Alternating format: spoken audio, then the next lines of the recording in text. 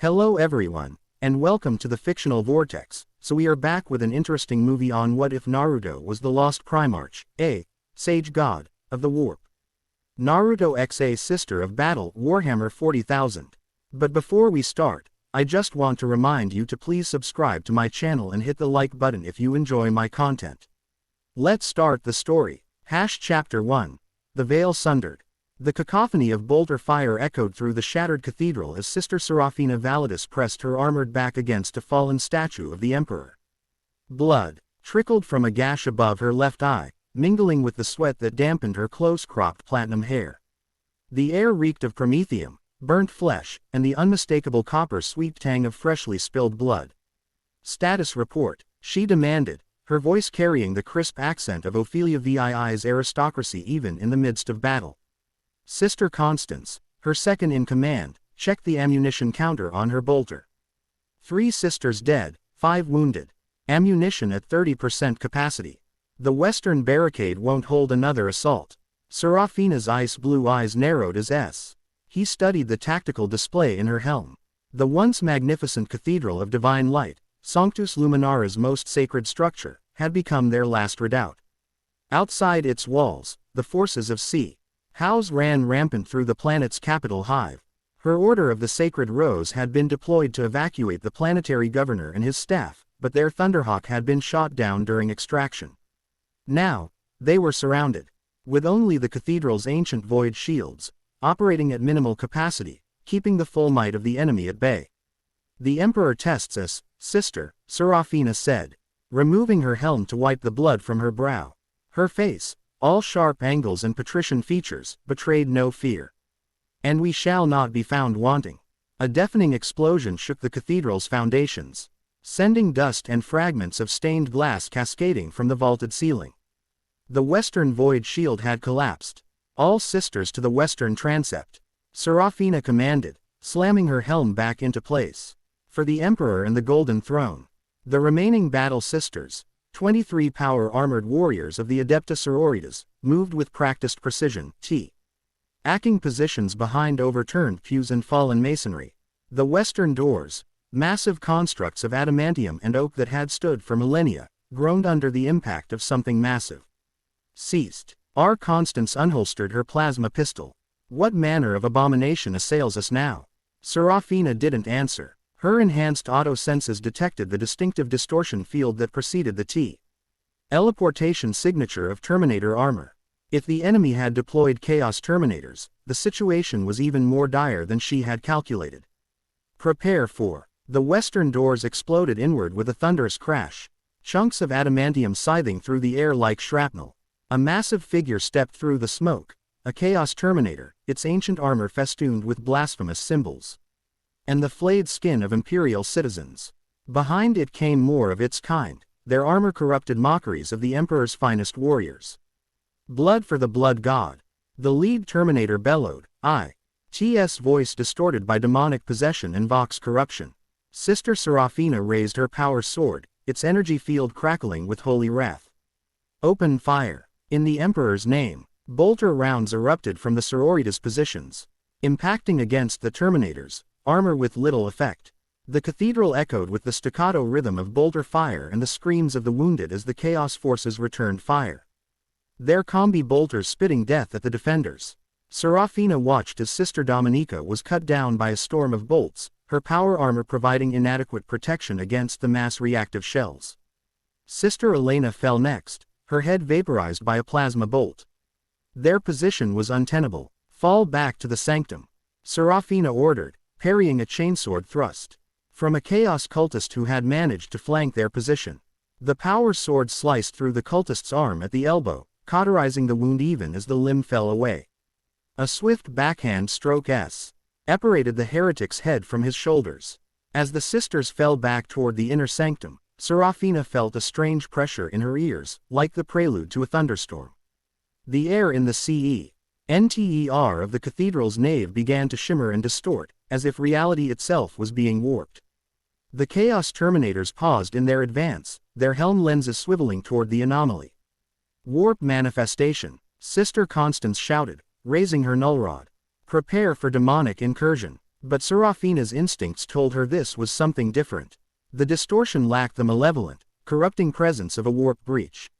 Instead, the air seemed to crystallize, forming facets like a diamond that caught the light streaming through the damaged stained glass windows. The light refracted, splitting into a spectrum that coalesced into a perfect sphere of energy. For a moment, the battle paused as both Imperial defenders and Chaos attackers beheld the phenomenon. Then, with a sound like 1,000 wind chimes, the sphere shattered. Where it had been stood a man.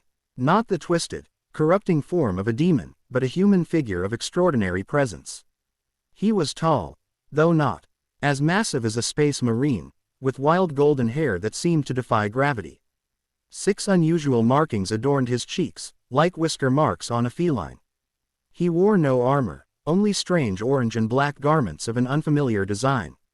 Covered partially by a white cloak emblazoned with flame patterns and inscrutable symbols in a language Serafina had never encountered. The stranger's eyes opened, startlingly blue and clear, taking in the scene with evident confusion. Then those eyes hardened with resolve as they focused on the Chaos Terminators. The lead Terminator recovered first. Fresh meat for the. Its battle cry was cut short as the stranger moved with impossible speed, covering the 20 meters between them in a blur that Serafina's auto senses could barely track. His fist CTED with the Terminator's chest plate, a suicidal attack against tactical dreadnought armor, yet the ceramite cracked and buckled inward as if struck by a thunder hammer. The Terminator staggered backward, its balance system struggling to compensate. Before it could recover, the stranger's hands flashed through a series of intricate gestures. Rasengan, he shouted, and a sphere of swirling blue energy materialized in his palm. He drove it into the damaged chest plate, and the Terminator's armor disintegrated, along with much of the corrupted space marine within. What remained was hurled backward, colliding with 3 of its comrades and sending them sprawling across the cathedral floor. Serafina had witnessed many impossible things in her service to the Emperor, demonic manifestations, the miracle working of living saints. The devastating powers of psychers, but nothing like this.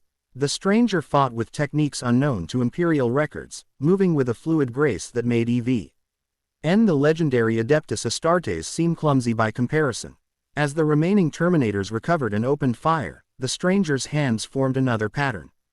With a sound like rushing wind, multi-PLE copies of himself appeared in puffs of smoke. Not warp-spawned illusions, but seemingly solid duplicates that moved independently, attacking the Chaos forces from multiple angles. By the Golden Throne, Sister Constance whispered. Her bolter lowered in shock. What manner of being is this? Serafina's tactical acumen reasserted itself. Whatever the stranger was, he was engaging the enemy, riveting an opportunity they couldn't waste. The Emperor sends aid in unexpected forms, she declared. Sisters, support the warrior. Concentrate fire on the rightmost Terminators. The battle renewed with redoubled fury.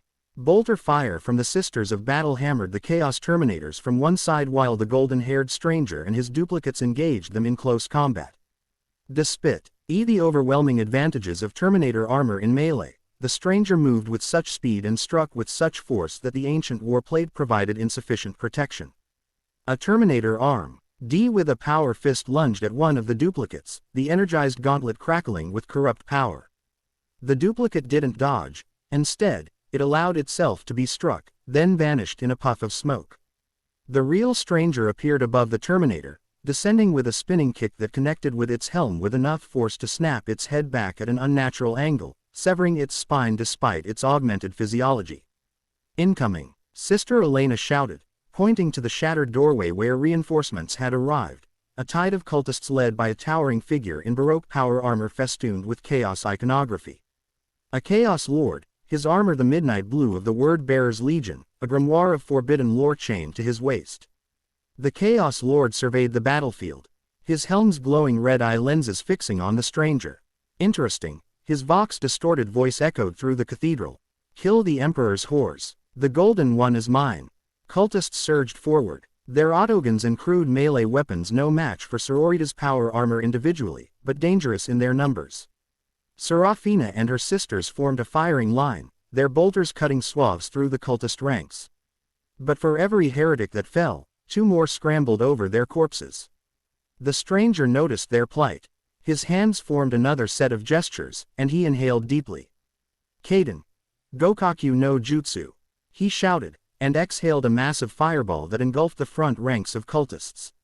Unlike the controlled blue flame of a Promethean weapon, this fire burned with a golden radiance that reminded Serafina of purity seals igniting.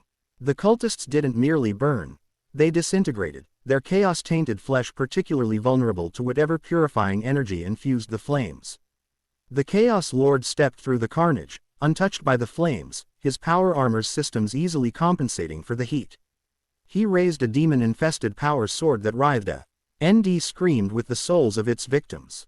You wield unusual warp craft, stranger. The Chaos Lord's voice was almost conversational. My master will be pleased when I deliver your soul to him. The stranger's expression hardened, his whisker marks seeming to deepen.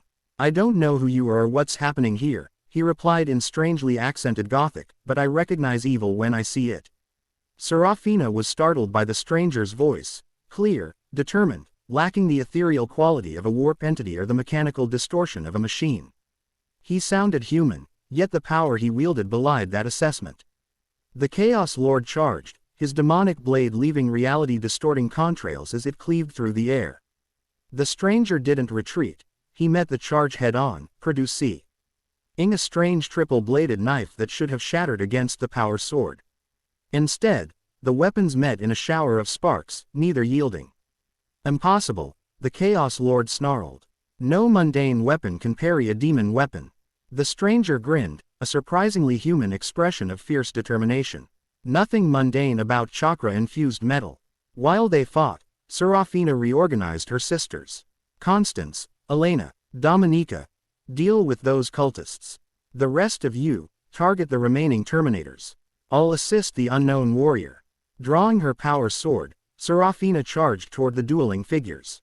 The Chaos Lord was a formidable opponent, a former space marine enhanced further by demonic pacts, but the stranger matched him blow for blow.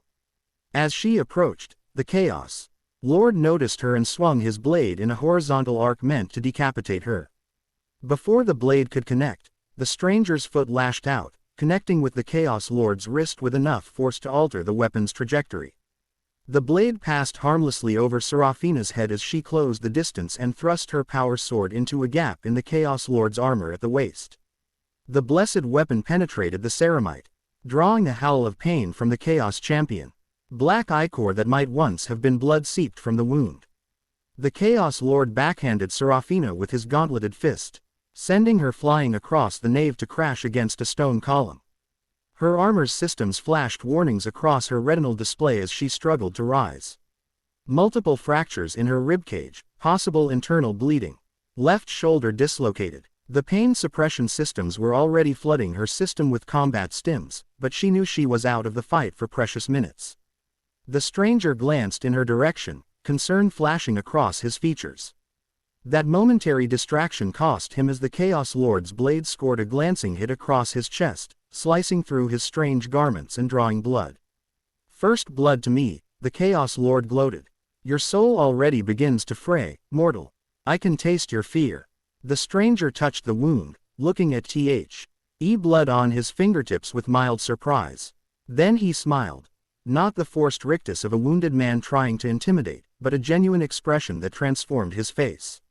I've had worse paper cuts, he said, and his eyes changed. Serafina's breath caught as golden energy like liquid light suffused the stranger's body. The whisker marks on his cheeks darkened, and his pupils transformed from round to slitted. Like those of a predatory animal. The wound on his chest closed before her eyes, new skin knitting together with unnatural speed. The Chaos Lord took an involuntary step back, his body language betraying surprise. What manner of? He never finished the question. The stranger moved with redoubled speed, his fist connecting with the Chaos Lord's helm with such force that the ceramite cracked from crown to jaw. A second blow crushed the breastplate inward. A third sent the Chaos Champion hurtling across the cathedral to smash through a stained glass window depicting the Emperor's ascension to the Golden Throne. Silence fell across the battlefield as Imperial and Chaos forces alike registered what they had just witnessed, a seemingly human warrior defeating a Chaos Lord in hand-to-hand combat. The stranger turned toward the remaining cultists, golden energy still radiating from his body. Anyone else want some? The cultists broke, their morale shattered by the defeat of their leader. They fled through the shattered doors, trampling each other in their haste to escape.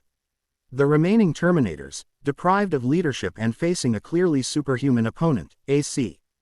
Evaded teleport homers to retreat to their ships in orbit. Within moments, the cathedral held only the Sisters of Battle and the mysterious warrior. The golden energy surrounding him faded, his eyes returning to their normal blue hue. He surveyed the carnage with a grim expression, then approached Serafina, who had managed to regain her feet despite her injuries.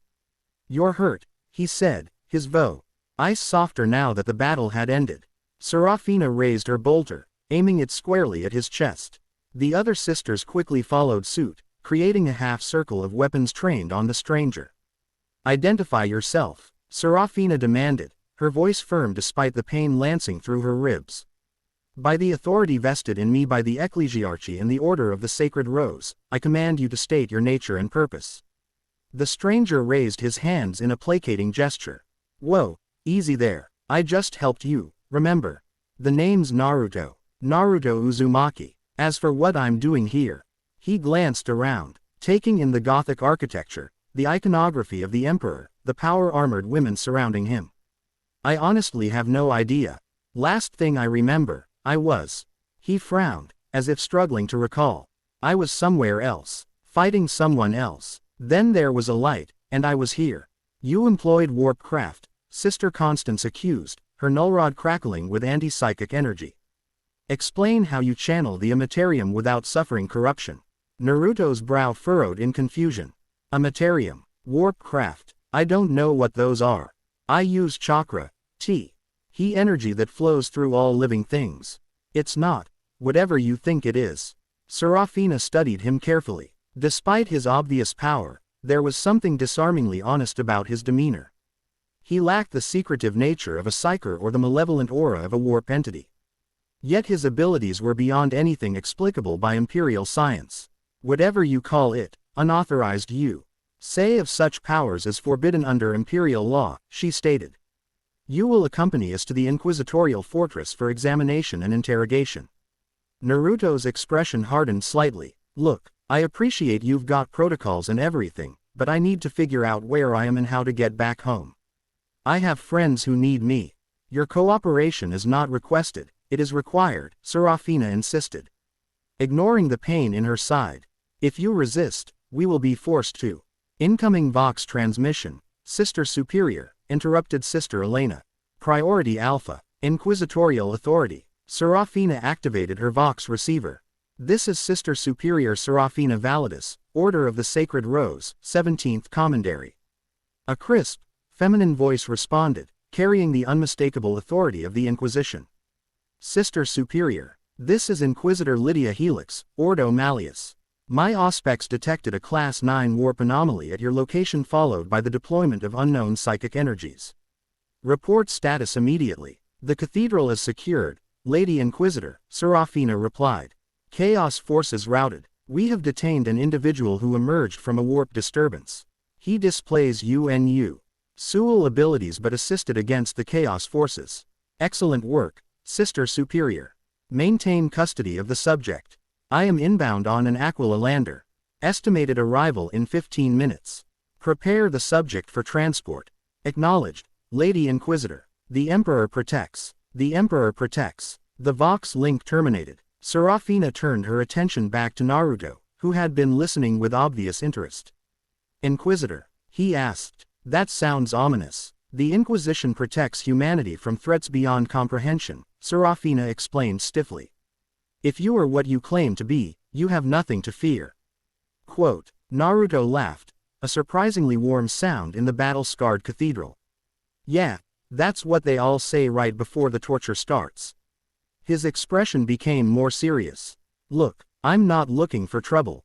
I helped you because it was the right thing to do. Where I come from, we don't abandon people who need help." There was something in his words, and the simple conviction with which he spoke, that resonated with Serafina. The Sisters of Battle were warriors, yes, but they were also servants of the Imperial Creed, which taught the virtues of charity, sacrifice, and protection of the innocent. This stranger had risked himself to aid them against overwhelming odds, employing powers she didn't understand but which had saved lives. Your assistance is acknowledged, she conceded, lowering her bolter slightly, but you must understand our caution. The enemies we face often disguise themselves as allies. Fair enough, Naruto nodded. Where I'm from, we have similar problems. But maybe we could start with getting you healed up. Those ribs look painful. Before Serafina could respond, Naruto stepped forward, his hand outstretched toward her damaged armor. Sister Constance immediately raised her bolter. Step back, she ordered. Naruto sighed but complied. Just trying to help. I have some healing abilities. Our hospitaller will attend to the wounded. Serafina stated. Your abilities, whatever their source, remain suspect until the Inquisitor determines otherwise. The next 15 minutes passed in tense silence. The sisters tended to their wounded, administered the Emperor's peace to those too grievously injured to save, and established a defensive perimeter around the cathedral in case the Chaos forces returned. Naruto remained where he was, occasionally glancing skyward as if searching for something familiar among the smog-choked clouds. Serafina found herself watching him when her duties permitted. There was something otherworldly about him, yet not in the manner of Xenos she had encountered. His features were human, his behavior comprehensible, but his abilities and the strange energy he wielded aced him outside her understanding of humanity. The silence was broken by the scream of atmospheric engines as an Aquila lander descended through the clouds, its black hull emblazoned with the sigil of the Inquisition. It touched down in the cathedral's courtyard, disgorging a squad of stormtroopers in carapace armor who took up defensive positions around the lander. A single figure emerged a woman of average height but commanding presence, clad in a form-fitting bodyglove beneath segments of ornate power armor. A bolt pistol was holstered at her hip, paired with a force sword whose hilt was crafted in the shape of a screaming demon's face. Her hair was a deep auburn, pulled back in a severe bun, and her eyes were mismatched, one green, one augmetic with a glowing red lens. Inquisitor Helix, Serafina greeted, saluting with her fist against her chest. The Emperor's blessing upon your arrival. Inquisitor Lydia Helix nodded curtly, her augmetic eye scanning the cathedral interior, cataloging details with machine precision. When it settled on Naruto, it whirred softly, adjusting its focus. This is the subject, she asked, her voice neutral but with an undercurrent of intense interest.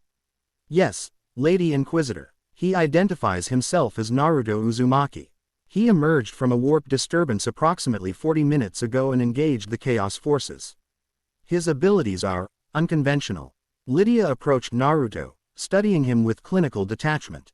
Naruto, for his part, met her gaze steadily, neither intimidated nor defiant, merely watchful. Fascinating, the Inquisitor murmured. No obvious signs of mutation or corruption. Yet the psychic signature is unmistakable. She addressed Naruto directly. Do you understand where you are? Naruto shrugged. A cathedral of some kind. On a planet I've never been to before. Beyond that, not really. You are in the Cathedral of Divine Light on the Imperial world of Sanctus Luminara, Lydia informed him. A planet under the protection of the God Emperor of mankind, currently suffering a chaos incursion. Naruto's brow furrowed. God Emperor. Chaos incursion. Sorry, none of that means anything to me. Lydia's expression remained impassive, but Serafina detected a flicker of surprise in her natural eye. You claim ignorance of the Imperium of Man. Complete ignorance, Naruto confirmed with another shrug. Where I'm from, we have the 5 great nations, the hidden villages, but nothing like what you're describing. And where exactly are you from? Naruto Uzumaki. Lydia pressed. Kanahagakure, the village hidden in the leaves. In the land of fire. Seeing their blank expressions, he added, it's one of the 5 great shinobi nations on, well, we just call it Earth. Lydia and Serafina exchanged glances. There was no imperial world with such designations, nor any recorded human culture that matched the terminology he used. Your abilities, Lydia continued. Describe them. Naruto seemed to consider how much to reveal. I'm a shinobi, a ninja. I use chakra to perform ninjutsu, taijutsu, and a little genjutsu, though that's not my strong suit. I can create shadow clones, manipulate elemental energies, and, he hesitated.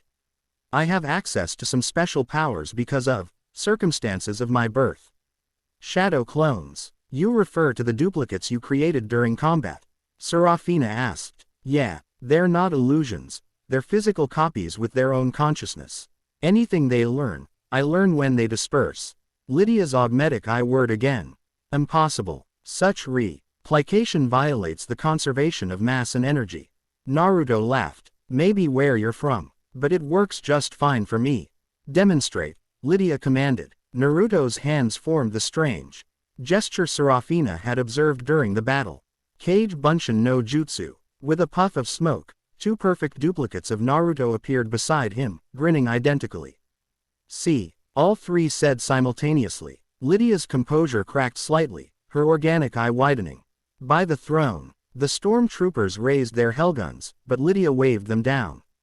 Hold your fire. This is unprecedented. She approached one of the clones, circling it with evident fascination.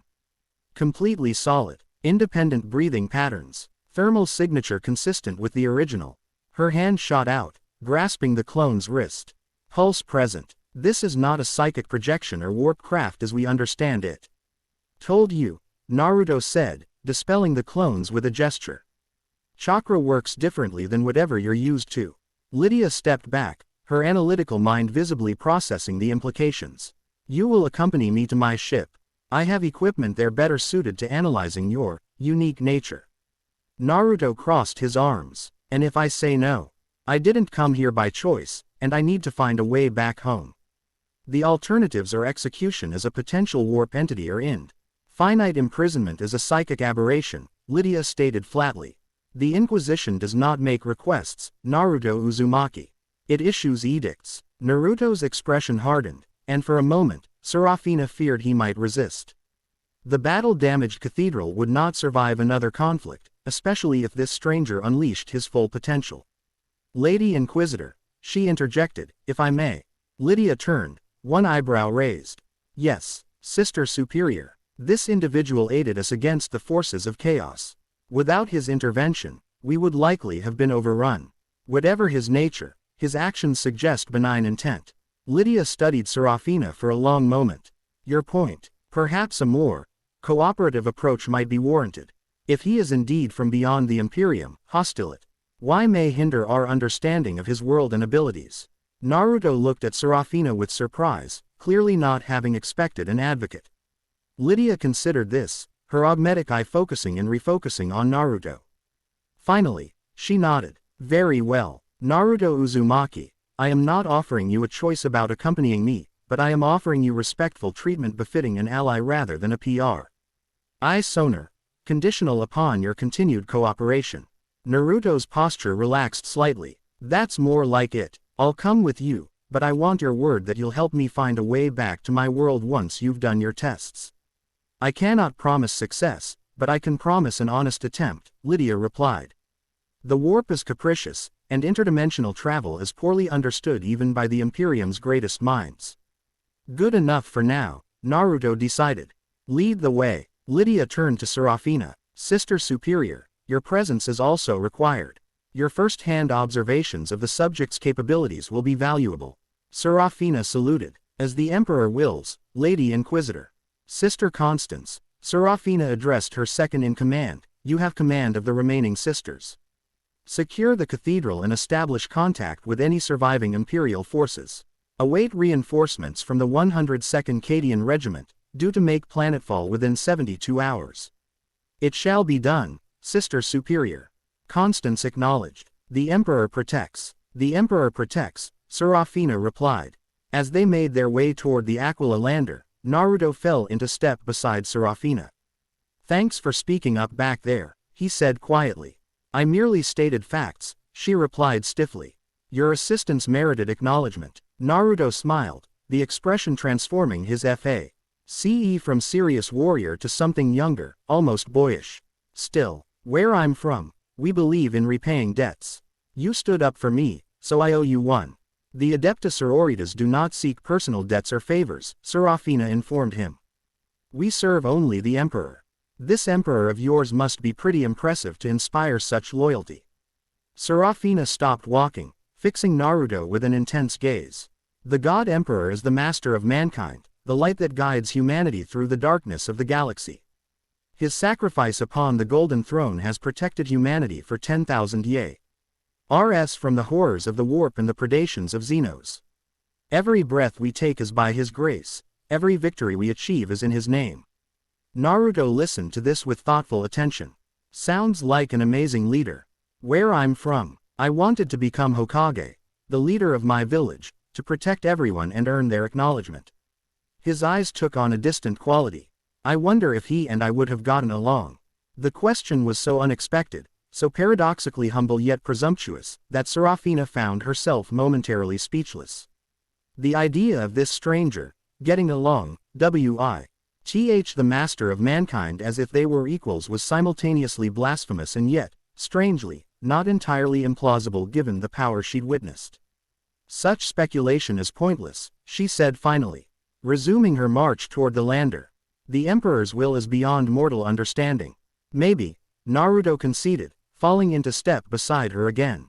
But in my experience, even the greatest leaders are still people underneath all the titles and responsibilities. They have dreams, make mistakes, feel pain and joy just like everyone else.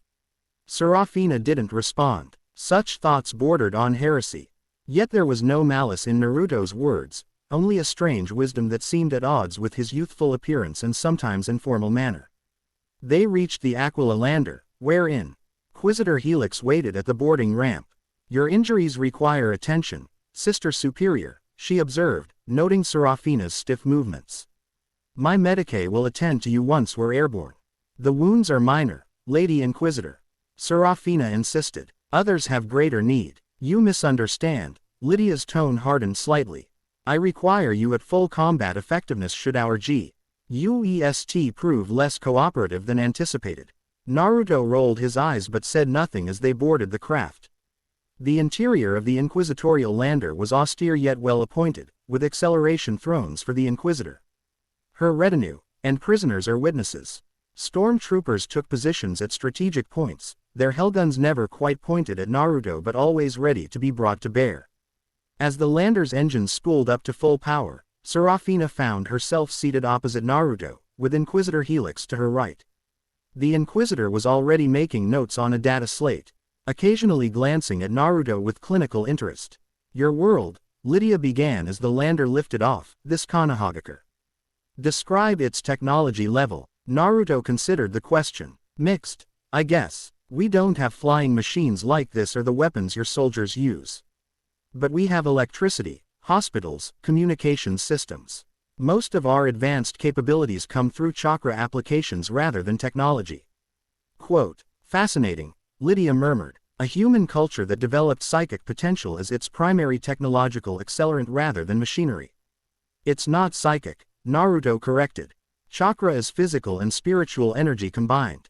Everyone has it, though not everyone can use it effectively. A semantic distinction, Lydia dismissed.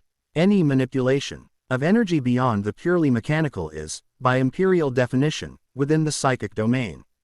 Naruto shrugged. Call it what you want. It's still different from whatever you're thinking of. The Onder broke through Sanctus Luminara's cloud cover, revealing the void of space beyond. Through the viewports, Serafina could see the planet's nightside spread below them, illuminated by the fires of war. Orbital bombardments from Imperial ships created brief, brilliant flashes against the darkness as they targeted Chaos strongholds. Naruto moved to a viewport, his expression sobering as he took in the scale of destruction. The whole planet is at war. Sanctus Luminara is one of 17 systems currently suffering Chaos incursions in this sector alone, Lydia informed him. The enemies of mankind are numberless, and eternal vigilance is the price of survival. And these Chaos forces, they're the ones with the corrupted armor and weird symbols. The mortal servants of Chaos are merely the surface manifestation, Lydia explained, her voice taking on a lecturing tone. Behind them lie the ruinous powers, warp entities that feed on mortal emotion and seek to corrupt all they touch. They are antithetical to order, reason, and humanity itself. Naruto's expression grew thoughtful. We had something similar where I'm from, entities of immense power that could possess humans and wreak havoc. We called them Biju, or tailed beasts. Serafina noticed Lydia's interest sharpen at this information. And how did your people combat these entities? The Inquisitor asked. Mostly, by sealing them inside human hosts. Jinchuriki, who could control their power. Naruto's hand unconsciously touched his stomach. I was one of those hosts. The temperature in the lander seemed to drow. Several degrees as both Lydia and Serafina processed this revelation. The Inquisitor's hand drifted toward her bolt pistol. You claim to be possessed by warp entity. Lydia's voice was dangerously soft.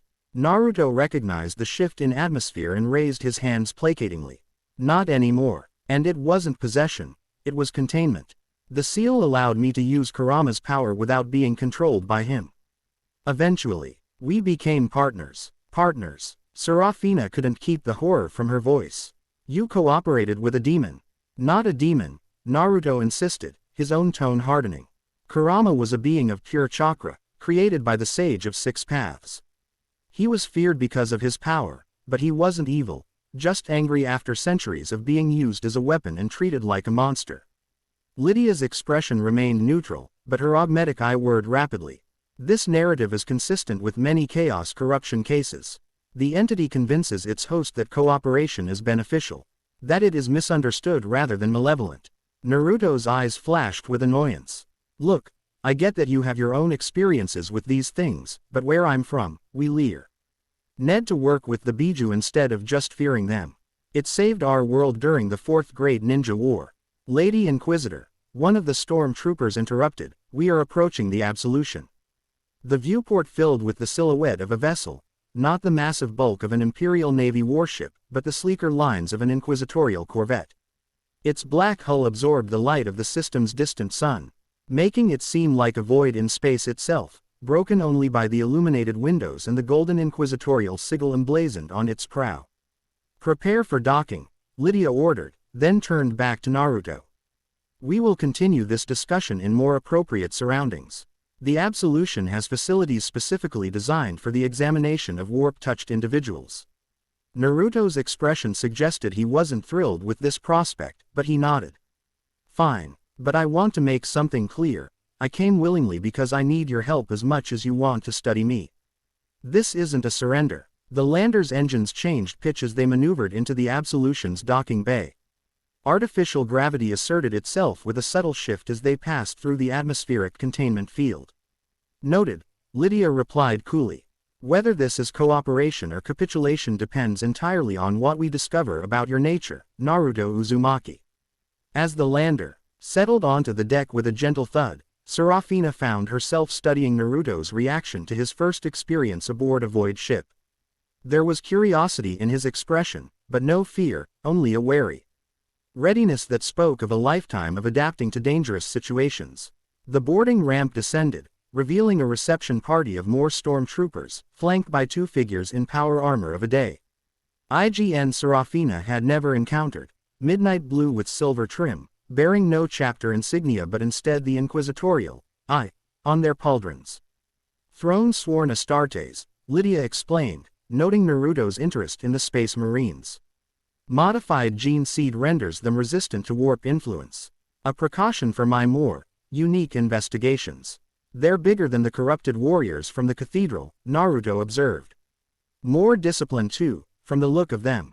The Adeptus Astartes are the Emperor's finest warriors, Serafina stated. Those you fought were traitors who Ned from the Emperor's light millennia ago. The party disembarked, with Naruto surrounded by stormtroopers and the 2 Space Marines falling in behind. Serafina walked alongside Inquisitor Helix, her bolt pistol holstered but ready.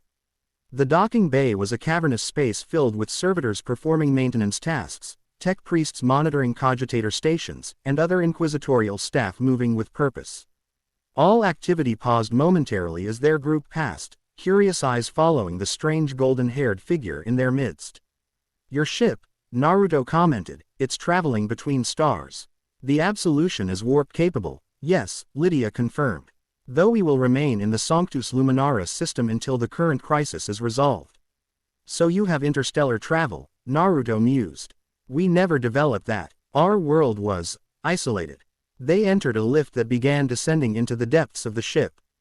Serafina noticed that despite the casual conversation, Naruto was cataloging every detail of their route, noting security measures and exit points. It was the behavior of a trained warrior, or a potential escapee. The lift opened into a sterile white corridor that led to a massive adamantium door inscribed with wards and sigils of containment. Lydia placed her hand on a scanner, and the door slid open with a pneumatic hiss. Beyond lay a laboratory that seemed equal parts medicae facility and interrogation chamber. Various arcane devices lined the walls, alongside more recognizable medical equipment. At the center stood an examination table surrounded by scanning arrays and restraint systems. "This is where we will begin our investigation," Lydia stated. "Please remove your outer garments and lie on the examination table." Naruto eyed the restraints dubiously. "Those won't be necessary. Standard protocol," Lydia insisted. "All subjects with potential warp connection must be secured during initial examination." Naruto's posture shifted subtly, his weight balanced on the balls of his feet. "I agreed to cooperate, not to be strapped down and treated like a lab specimen." The two space marines moved forward, but Lydia raised a hand to halt them. "You misunderstand the situation, Naruto Uzumaki. Your cooperation is appreciated but not required. You will submit to examination, by force if necessary." Tension filled the laboratory as Naruto and Lydia locked eyes. Serafina's hand moved to her bolt pistol, though she harbored serious doubts about its effectiveness against someone who had dispatched a Chaos Lord with apparent ease. Then Naruto did something unexpected. He smiled. "You know what? Where I'm from, I had a reputation for being stubborn and unpredictable. But I've learned when to fight and when to find another way." His hands formed a familiar sign. "Kage Bunshin no Jutsu." A duplicate appeared beside him in a puff of smoke. "My clone will take the tests," Naruto proposed. "It has the same physical makeup as I do, the same chakra system. Everything. But if anything goes wrong, it just dispels instead of being harmed. That way, you get your data, and I don't have to get strapped down." Lydia's augmetic word as she considered this unexpected solution. "Fascinating. The clone would provide the same biological data." "Exactly the same," Naruto confirmed. "They're not illusions, they're physical duplicates down to the cellular level." After a moment's consideration, Lydia nodded. "An acceptable compromise. The clone will submit to examination." The Naruto clone approached the examination table. Ian removed his orange and black jacket, revealing a black undershirt and a physique that, while not massive like a space marine's, displayed the defined musculature of a warrior in peak condition. As he lay down, the restraints activated automatically, securing the clone's limbs. "Just don't do anything painful," the real Naruto warned.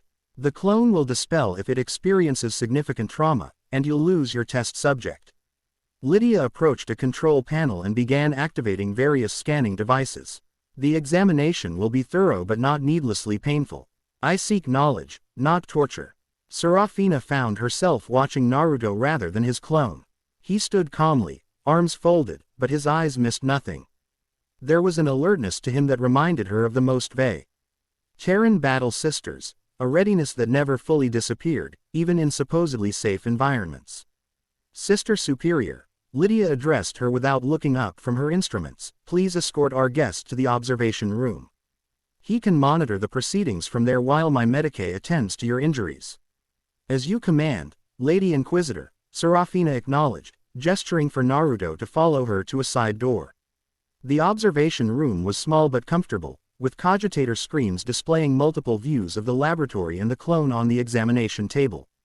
A medicae servitor waited inside, its mechanical arms equipped with various surgical and medical implements. "Please remove your armor components so your wounds can be treated," Serafina instructed the servitor, then turned to Naruto. "The screens will allow you to observe all procedures performed on your duplicate." Naruto settled into one of the chairs, his eyes immediately going to the screens. "Thanks. It's not that I don't trust your Inquisitor. Actually, no, it's exactly that I don't trust her." "No offense. Trust is earned," Serafina replied simply as she began removing the damaged sections of her power armor. "Inquisitor Helix serves the Emperor and the Imperium. Her methods may seem harsh, but her purpose is the protection of humanity." The servitor began treating her injuries, applying Medicae gel to the cracked ribs and administering pain suppressants. The relief was immediate but not complete.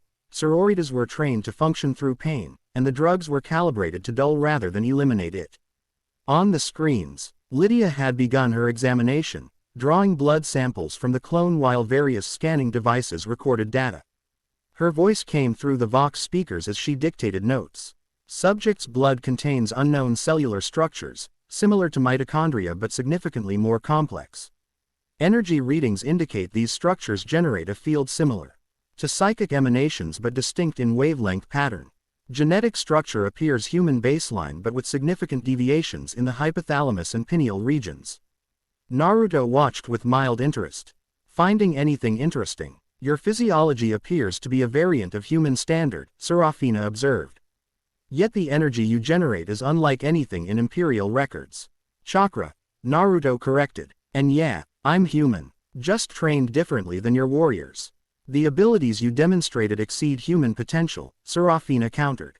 Even the Adeptus Astartes, genetically modified and enhanced with the Emperor's own gene science, cannot create duplicates of themselves or manipulate energy as you do.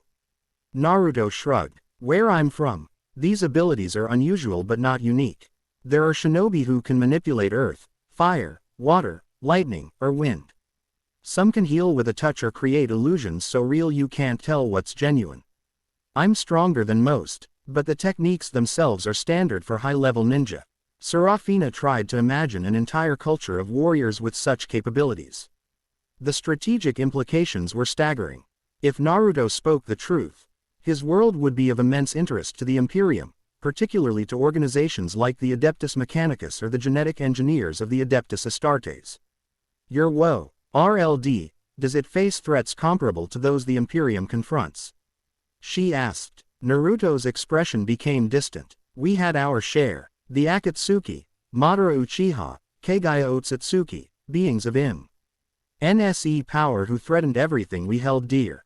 A small smile touched his lips. But we won, in the end. Not just through power, but by breaking the cycle of hatred and finding a path to peace. Here was something in his voice, a quiet certainty, an unshakable resolve, that Serafina found both alien and compelling. The Adeptus Sororitas fought with absolute faith in the Emperor and the knowledge that humanity's enemies must be destroyed utterly. The idea of breaking cycles of hatred had no place in imperial doctrine. Yet hadn't the Emperor himself once sought unity rather than endless war? Before the heresy, before the endless millennia of conflict, hadn't there been a dream of human ascendancy through cooperation and progress? Such thoughts bordered on heresy, and Serafina pushed them aside. On the screens, Lydia had moved on to more invasive testing, attaching electrodes to the clone's body to measure the energy patterns it generated. When she activated the device, the clone's body glowed with a visible blue aura that the scanning equipment struggled to categorize. Remarkable, Lydia's voice came through the speakers. The energy appears to flow through the subject's body like a circulatory system, but distinct from both the bloodstream and the nervous system. It concentrates in specific nodes that correspond to no known human anatomical structures. Chakra pathways and tenketsu points. Naruto explained to Serafina, the foundation of all ninjutsu. And these pathways, they are present in all humans from your world. Everyone has them, but shinobi train from childhood to develop and expand them. It's like a muscle. The more you use it, the stronger it gets. The Medicae servitor finished treating Serafina's injuries and began reassembling her armor. She rose, testing her mobility and finding it acceptable, if not optimal. Your Inquisitor is being more careful than I expected, Naruto commented, nodding toward the screens. I half thought she'd start carving pieces off to see what makes me tick. The Inquisition is not monolithic, Serafina replied. There are different Ordos with different methodologies. Inquisitor Helix belongs to the Ordo Malleus, which specializes in threats from the warp. She is analytical rather than dogmatic. Lucky for me, I guess. On the screen, Lydia had moved on to cognitive testing, asking the clone to perform mental tasks while monitoring its brain activity.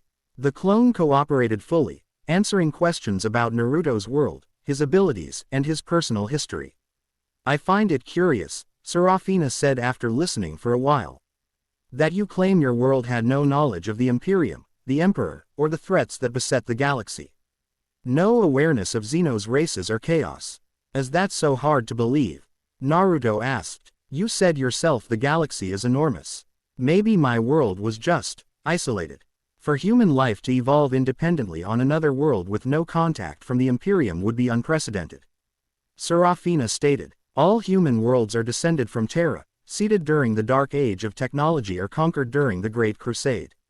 Naruto considered this. Maybe it wasn't independence. Maybe it was separation. Isolation. A world hidden away. Before Serafina could respond, an alarm blared from the laboratory. On the screen, Lydia's expression had hanged from scientific interest to alarm as one of her scanning devices emitted a piercing tone. Impossible, the Inquisitor's voice came through the speakers. These readings cannot be correct. The door to the observation room slid open, and Lydia herself entered, her face pale but composed.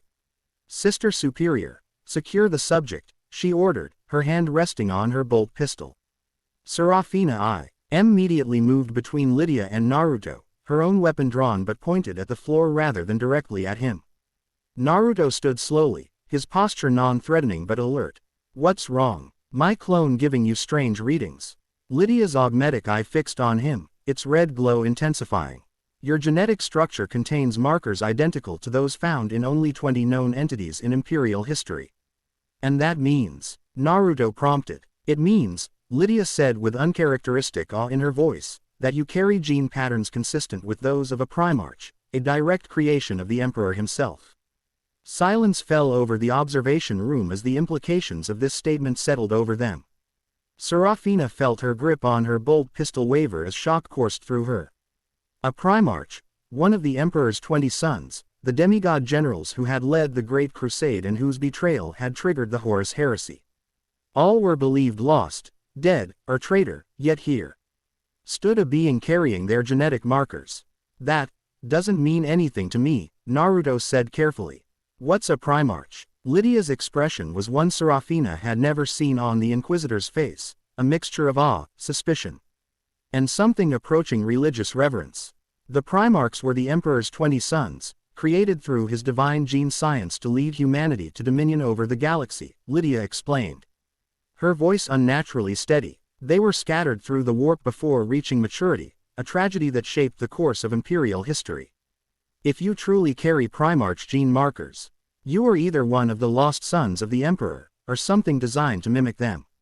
In the laboratory, the clone on the table watched the monitors with evident interest, apparently eavesdropping on their conversation through the Vox link.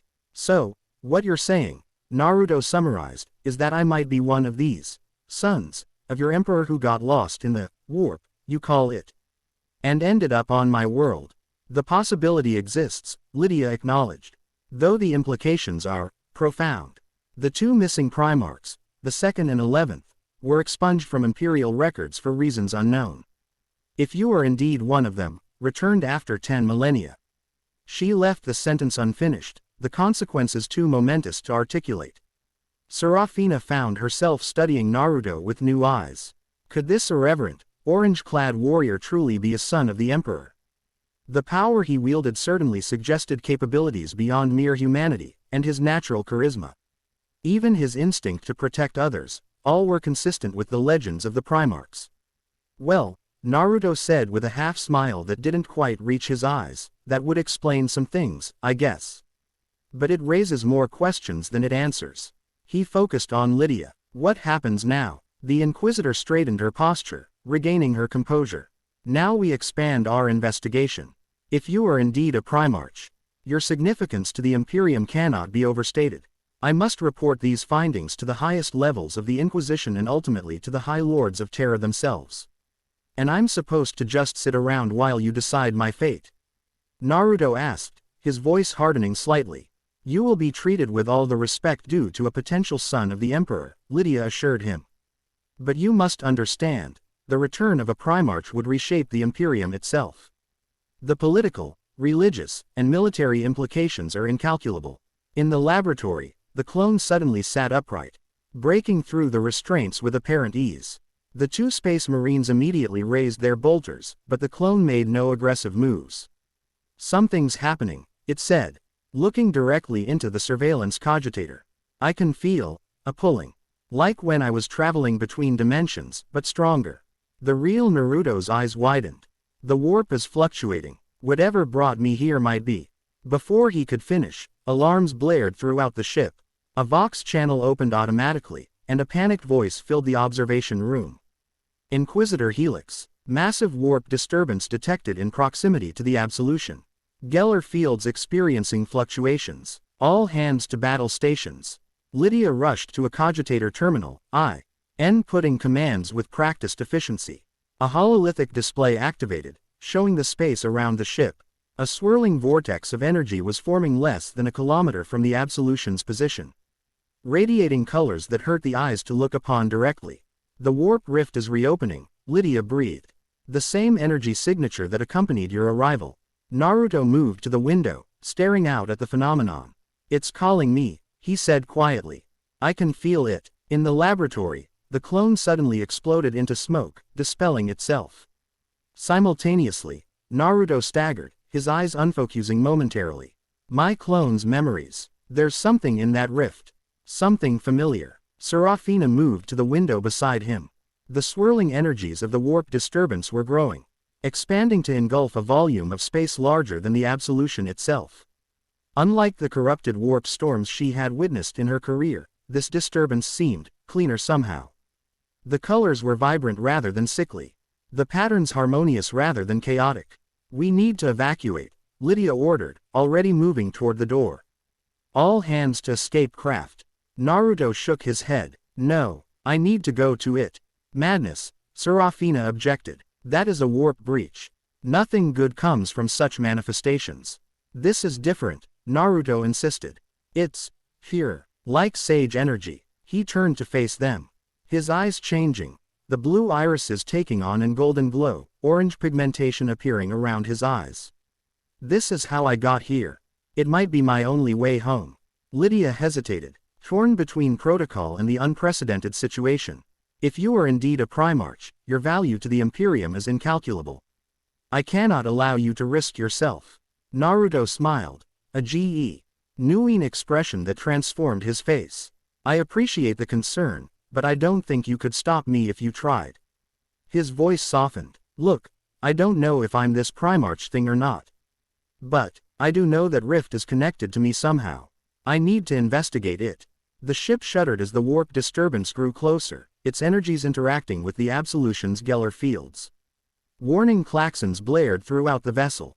"Geller field integrity at 60% and falling." The Vox announced. "All hands prepare for emergency warp translation." "There's no time for debate," Naruto decided. "I'm going to that rift." Quote. Before either Serafina or Lydia could respond, Naruto's body flashed with golden light. The energy surrounded him like a cloak, forming patterns reminiscent of flame. When it settled, he was transformed. His entire body radiated golden energy, and strange black markings covered his golden bodysuit. 6 black orbs floated behind him like satellites. "What in the Emperor's name?" Serafina whispered. 6 paths sage mode, Naruto explained, his voice overlaid with harmonic resonances.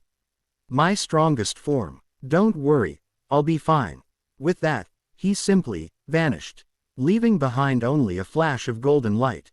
Lydia and Serafina rushed to the viewport in time to see Naruto's glowing form approaching the warp disturbance. He moved through the void without any apparent propulsion system, the golden energy surrounding him protecting him from the vacuum of space.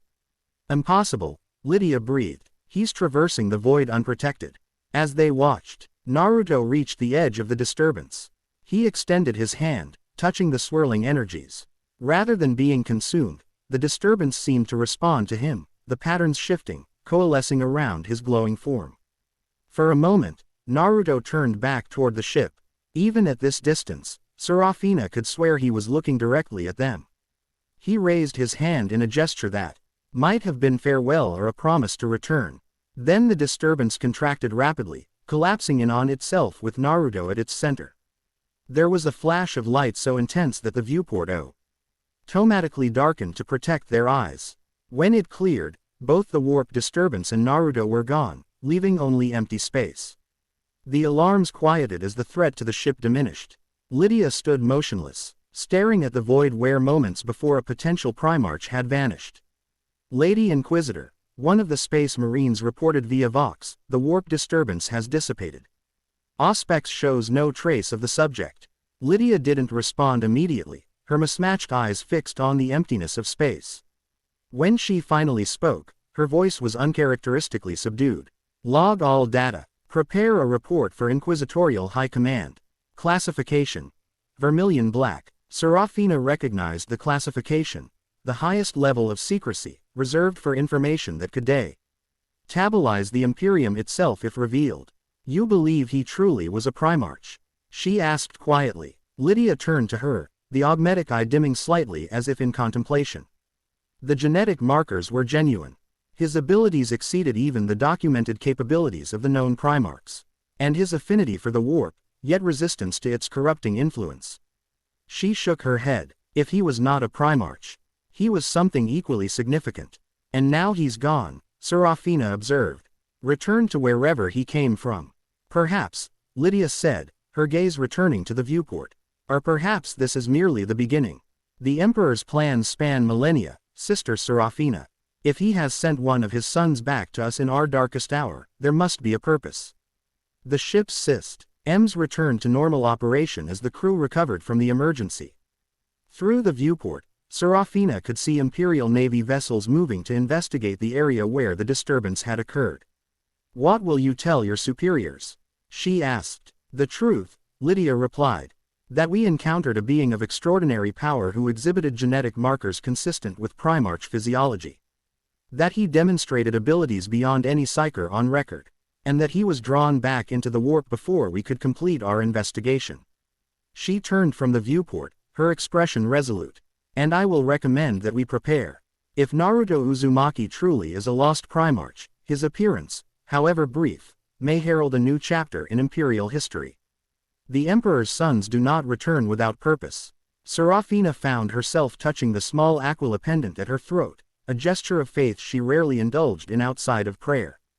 The idea that she might have stood in the presence of a son of the Emperor filled her with both awe and uncertainty. And if he returns? She asked. Lydia's lips curved in the ghost of a smile. Then, Sister Serafina, we will be ready to receive him properly. As befits a son of the Emperor. As the Absolution's engines powered up, preparing to move away from the site of the phenomenon, Serafina took one last look at the empty space where Naruto had vanished. For reasons she couldn't articulate, she was certain they would see him again. The strange warrior with whisker marks and powers beyond comprehension had left an indelible impression on her, not merely because of his abilities or his possible divine lineage, but because of the conviction with which he spoke of peace in a galaxy that knew only war. If he was indeed a Primarch returned, what changes might he bring to the Imperium of Man? Only the Emperor knew, and as always, his plans remained mysterious, even to his most devoted servants. Chapter 1 End Chapter 2 Blood of the Emperor. The warp's kaleidoscopic currents swept Naruto through impossible geometries, twisting reality around him like taffy. His six-path sage mode shielded him from the worst effects, its gold glow forming a protective cocoon against the madness that lurked beyond. Strange entities circled at the periphery of his awareness, predatory, curious, ancient, but none dared approach the radiance that enveloped him. Naruto focused inward, eyes closed in meditation. This wasn't like the instant transportation of his father's flying thunder god technique or even like traversing dimensions with Kagaya. The warp seemed alive, possessing a malevolent consciousness that tested his defenses, probing for weaknesses. Yet beneath the corruption, he sensed something familiar, a resonance that reminded him of natural energy. Though twisted and polluted, I can purify it, he realized, extending his awareness outward. As natural energy in his world responded to a sage's call, the warp responded to Naruto's chakra. The corruption nearest him began to clear, energies aligning, calming.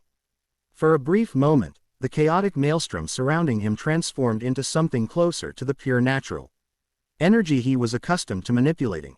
The effect spread outward in ripples, creating a pocket of relative stability in the immaterium. Within that pocket, Naruto could perceive more clearly.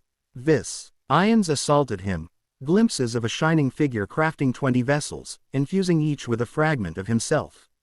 The scattered vessels tumbling through the warp, cast to distant destinations by forces both deliberate and accidental. One vessel, his vessel, caught in eddies and currents that pulled it not to a physical world but into a pocket dimension, a reality created and maintained by powers not unlike the Otsutsuki. The elemental nations, Naruto whispered into the void. It wasn't a natural world at all. Another vision. A golden giant sealed upon a mechanical throne, his immortal Agon. Why sustaining a psychic beacon that guided humanity through darkness? The giant's 20 sons, some loyal, some traitor, all extraordinary, and the legions they commanded. Father, Naruto breathed, the word alien on his tongue yet resonating with buried truth. The vision shifted again, showing a space hulk drifting through the void, its corridors haunted by the remnants of a lost legion. Warriors in stasis, waiting millennia for their Gene Father's return. A vast chamber where a suit of golden armor stood empty, sized for a being greater than human but less than Primarch, bridging the gap between demigod and mortal. The warp churned around him as the visions faded, his protective bubble beginning to dissolve. Naruto felt himself being pulled toward real space, the boundary between dimensions thinning. Not yet, he protested, reaching toward the fading visions. I need to know more. But the currents were too strong, the thinning boundary too insistent. With a sensation like breaking through ice into frigid water, Naruto crashed back into material space. He tumbled across polished black marble, his golden aura flickering and dying as he rolled to a defensive crouch. Blinking away disorientation, he found himself in a vast, shadowy chamber lined with towering statues of armored warriors. Braziers burning with blue flame provided minimal illumination, casting everything in real light that emphasized the chamber's cathedral-like grandeur. Blood of the Omniscia, gasped a voice to his right. The containment protocols failed. Naruto turned to see a figure draped in red robes. Its lower face covered by a respirator mask while mechanical tentacles writhed from its back. Half a dozen similarly robed figures stood nearby, clustered around arcane machinery that still sparked and smoked from whatever experiment they had been conducting. Where am I? Naruto demanded, rising to his feet. Seize the anomaly, ordered an authoritative female voice. Armed figures emerged from behind the machinery, humans in crimson carapace armor bearing weapons that resembled rifles but with glowing blue components. They moved with military precision, forming a half-circle around Naruto with weapons raised. Naruto assessed the situation with practiced ease. These weren't the chaos forces he'd encountered at the cathedral. Their iconography was different. A half-skull half-GE.AR symbol adorned their armor and equipment. The chamber itself appeared to be some sort of laboratory or ritual space, with the machinery at its center focused around a circular platform where real Y had apparently been thin enough for him to break through. Stand down, Naruto called, raising his hands in a conciliatory gesture. I'm not looking for a fight.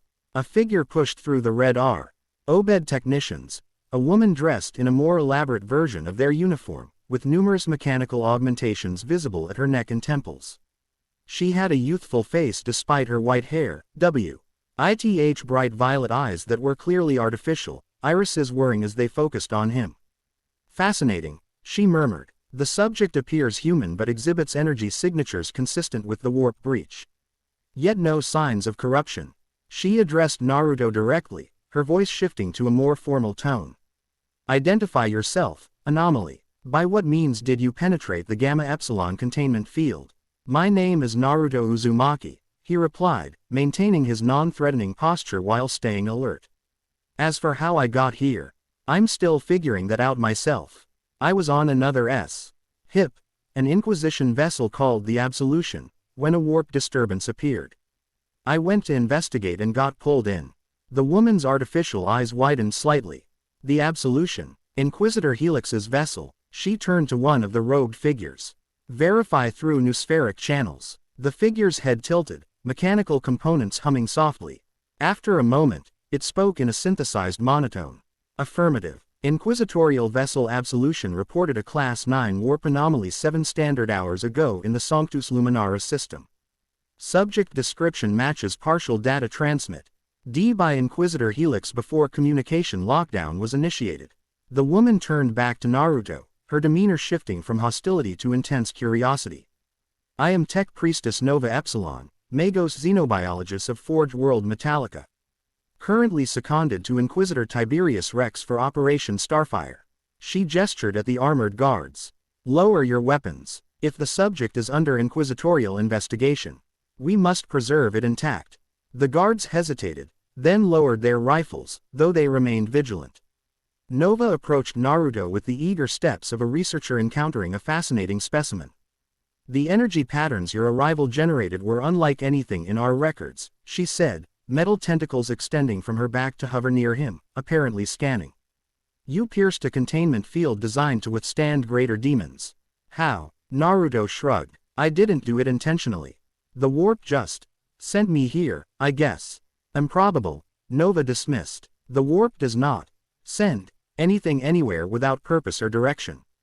Either you possess natural warp navigation abilities beyond any recorded psyker, or something guided you specifically to this facility. Her artificial eyes narrowed, which raises the question, why here? Before Naruto could respond, the chamber's massive doors slammed open. A towering figure strode through, a space marine, in ornate silver power armor trimmed with blue and bearing an inquisitorial sigil. His helmet was removed, revealing a weathered face with augmetic implants replacing his right eye and part of his jaw. Magos Epsilon. The space marine's voice boomed across the chamber. Explain why the containment protocols were breached. Nova turned, bowing slightly. Lord Champion Aurelius. The breach originated from within the warp itself. Our subject appears to be one previously encountered by Inquisitor Helix aboard the Absolution. I was just beginning preliminary examination.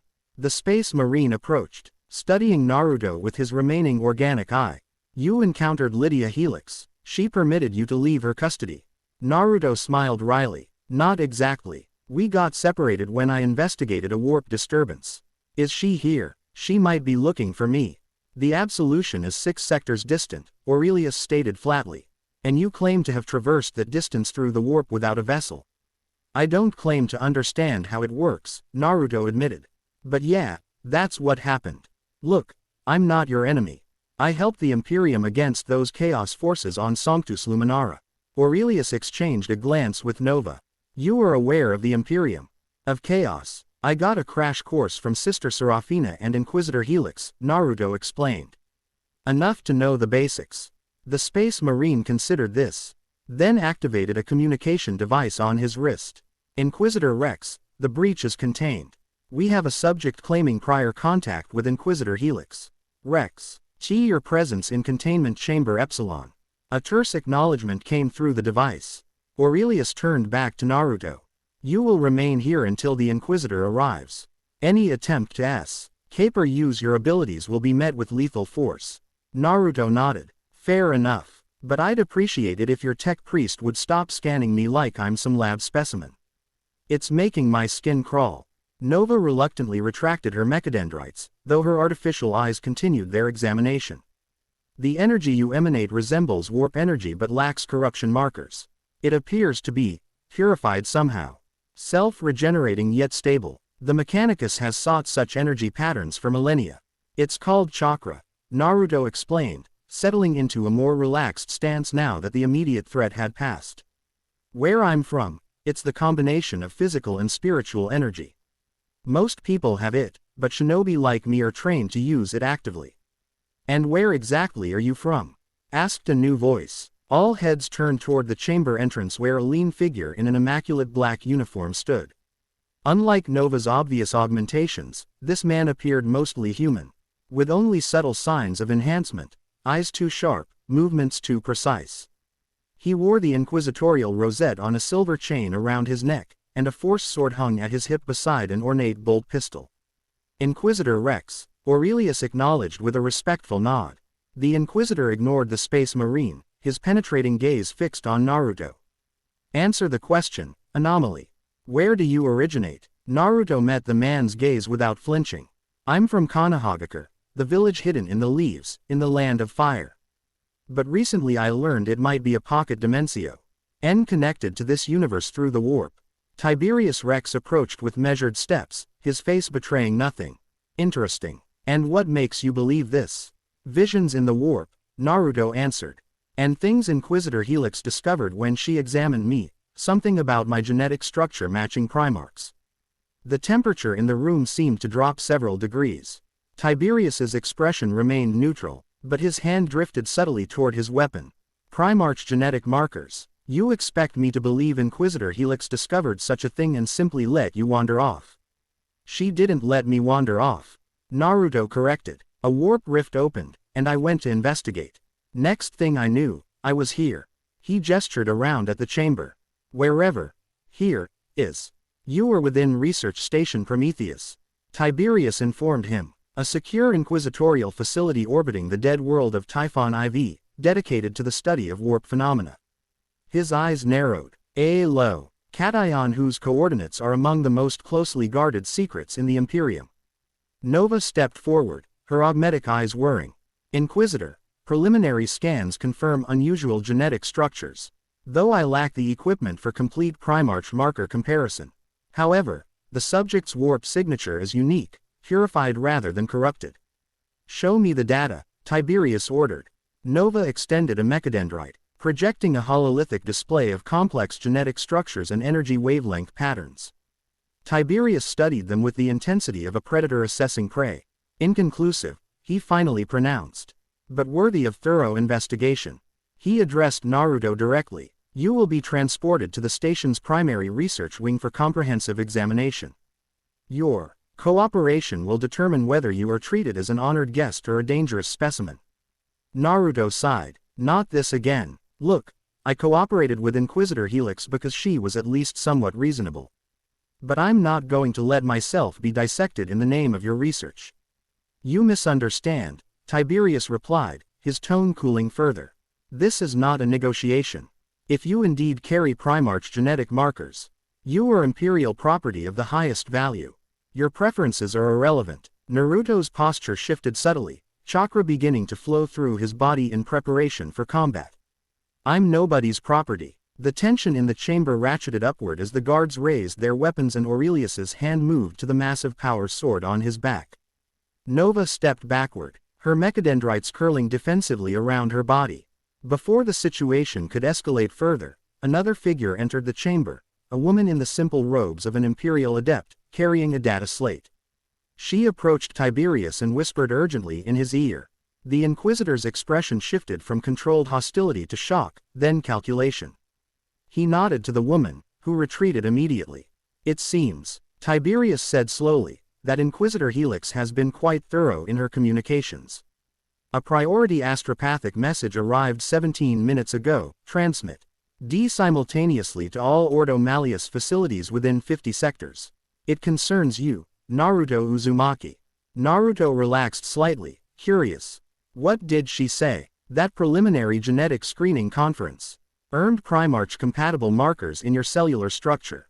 That you demonstrated abilities beyond any known psyker without signs of corruption.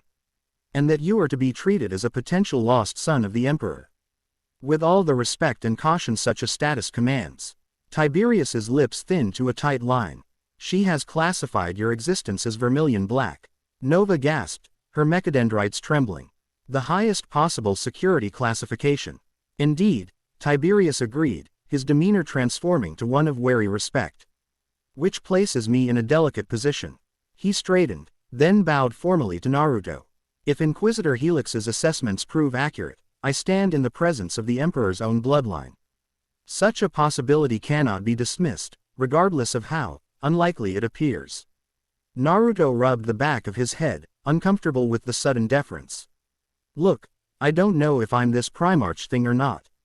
I just want to figure out what's happening and find my way home. Home, Tiberius repeated thoughtfully. You referred to a pocket dimension, potentially one of the scattered Primarchs, destination points, preserved outside normal space-time. He exchanged a significant glance with Nova. We may be able to assist in your investigations, provided you cooperate with certain non-invasive examinations. Naruto considered the offer, weighing his options. He could fight his way out. He was confident in his abilities even against these heavily armed warriors, but violence wouldn't provide the answers he sought. All right, he decided, but I set boundaries on what tests you can perform, and I want full disclosure of what you discover. Deal. Tiberius's eyebrow raised fractionally at Naruto's presumption in offering terms, but he nodded. Within reason. Some information may be too sensitive even for your ears, should your heritage be confirmed. But I will not deliberately mislead you regarding your own nature. Good enough, Naruto agreed. Lead the way. The tension in the chamber dissipated as Tiberius gestured toward the door. Magos Epsilon will oversee the preliminary examinations. Lord Champion Aurelius will provide security. As they exited the containment chamber, Naruto found himself walking through corridors that blended Gothic architecture with advanced technology. Servitors, the horrific cybernetic amalgamations of human and machine that still unsettled him, moved purposefully through the passages, performing maintenance tasks or carrying equipment. Robed tech priests whispered in their strange binary language as he passed, their augmetic eyes following his progress. This station, Nova explained, falling into step beside him, was constructed 3 centuries ago to study stable warp phenomena. Unlike most Imperial facilities, it exists at a junction point between real space and the Immaterium, a place where the veil is naturally thin but not dangerously so. Is that why I ended up here? Naruto asked. Possibly, she acknowledged, though the specific containment chamber you manifested within was designed to study purified warp energies, a theoretical field with few practical examples. Her artificial eyes focused on him with intense interest. Until you. My chakra isn't warp energy, Naruto insisted. Perhaps not originally, Nova conceded. But it interacts with the Immaterium in ways that suggest compatibility. A purified variant, uncorrupted by chaos yet capable of similar effects. From a mechanicus perspective, it represents potential technological applications of incalculable value. Behind them, Tiberius made a subtle sound of warning. Nova straightened, her enthusiasm visibly dampened. Of course, she added quickly, all research would be conducted with appropriate reverence if your heritage is confirmed. They reached a junction where the corridor opened into a large circular chamber dominated by a central examination platform surrounded by complex machinery. Like the ominous restraint systems Naruto had seen aboard the Absolution, this equipment appeared focused on scanning and data collection rather than containment. The Omniscope, Nova announced with evident pride, the most advanced biomimetic analysis system outside of Mars itself. It can map genetic structures down to the quantum level without invasive procedures. Naruto studied the platform with healthy skepticism. No restraints, no dissection tools, none, Nova confirmed. The Omniscope operates through gravimetric resonance and chronometric particle scanning. It requires only that you stand upon the platform while the machinery orbits around you. Tiberius stepped forward. Before we proceed, I must insist on precautionary measures. Lord Champion Aurelius and his battle brothers will maintain security positions. Any attempt to use your abilities without permission will be considered hostile action. Fair enough, Naruto agreed, stepping toward the platform. Let's get this over with. As Naruto took his position at the center of the Omniscope, Nova hurried to a control lectern, her mechadendrites connecting to interface ports while her fingers danced across rune-covered keys. The machinery hummed to life, components rising from the floor to orbit around Naruto like mechanical planets around a sun. Remain still, Nova instructed. The initial calibration requires precise baseline readings. Naruto complied, though he maintained a small flow of chakra throughout his body, ready to react if the machinery proved harmful. As the scanning components accelerated their rotation, he felt a slight tingling sensation across his skin, not painful, merely unusual, like static electricity. Remarkable, Nova murmured, studying the data flowing across her displays. Your cellular structure, it's self-reinforcing. Damage is repaired almost instantaneously. Yeah, I've always healed fast, Naruto confirmed. Not like this, Nova corrected. We're observing real-time cellular regeneration thousands of times faster than even in Astartes. And the energy powering it. Her voice trailed off as new data appeared. Omniscia preserve us. Tiberius stepped closer to the displays. What is it? His genetic structure, Nova whispered. The markers are. I've never seen anything like this. Multiple gene sequences that match fragmentary records of Primarch physiology, but integrated with unknown factors. Almost as if what? Magos. Tiberius prompted impatiently. As if the Primarch template was adapted to incorporate these unknown factors, Nova finished. Modified to channel the energy he calls chakra, with unprecedented efficiency. On the platform, Naruto frowned. Modified by who? Nova and Tiberius exchanged glances, the unspoken answer hanging between them. Only one being in the galaxy had the knowledge and power to modify Primarch genetics. The Emperor, Naruto realized. You're saying the Emperor changed me somehow. If you are indeed a Primarch, Tiberius said carefully, then your creation would have been the Emperor's work. Each Primarch was designed with specific attributes and capabilities in mind, gifts suited to their intended purpose. And what was my intended purpose? Naruto asked, a edge entering his voice. Before Tiberius could respond, the omniscope emitted a high-pitched tone and its components withdrew to their housing positions. Nova stared at her display, mechadendrites twitching in what appeared to be agitation. What's wrong? Naruto asked, stepping off the platform. Nothing is wrong, Nova replied. Her voice hushed with awe. The scan is complete, and the results are. She turned to Tiberius. Inquisitor, the genetic markers are unambiguous. Primarch level compatibility at 9.97% with specific resonance patterns matching fragmentary records of the missing Primarchs. Tiberius's composed demeanor cracked slightly, his eyes widening. You are certain? The omniscope cannot be deceived, Nova insisted. This is no replica or clone. The subject possesses genuine Primarch genetics, modified to channel his unique energy. The Space Marines in the chamber shifted their stance subtly, their posture becoming more reverential despite their continued vigilance. Aurelius removed his helmet, revealing a weathered face marked with honor scars and augmetic implants. He stared at Naruto with unconcealed wonder.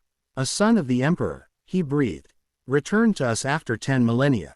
Naruto looked around at their reactions with growing discomfort. Look, even if I am this Primarch thing, it doesn't change who I am. I'm still Naruto Uzumaki, shinobi of Konohagakure. You are far more than that, Tiberius stated, his voice taking on a formal quality. You are the blood of the Emperor. One of his 20 sons created to lead humanity to its rightful dominion over the galaxy. Your return, if publicly confirmed, would send shockwaves through the Imperium's highest echelons. Which is precisely why this information must remain contained for now, came a familiar voice from the chamber entrance. Naruto turned to see Inquisitor Lydia Helix striding into the room, accompanied by Sister Serafina and a cadre of stormtroopers. Lydia's expression was composed but her organic eye betrayed excitement beneath her professional demeanor. Inquisitor Helix, Tiberius acknowledged with a respectful nod. Your message indicated you were sectors away. I was, Lydia confirmed. Until our astropaths detected another warp disturbance matching the original event T brought our subject into Imperial space.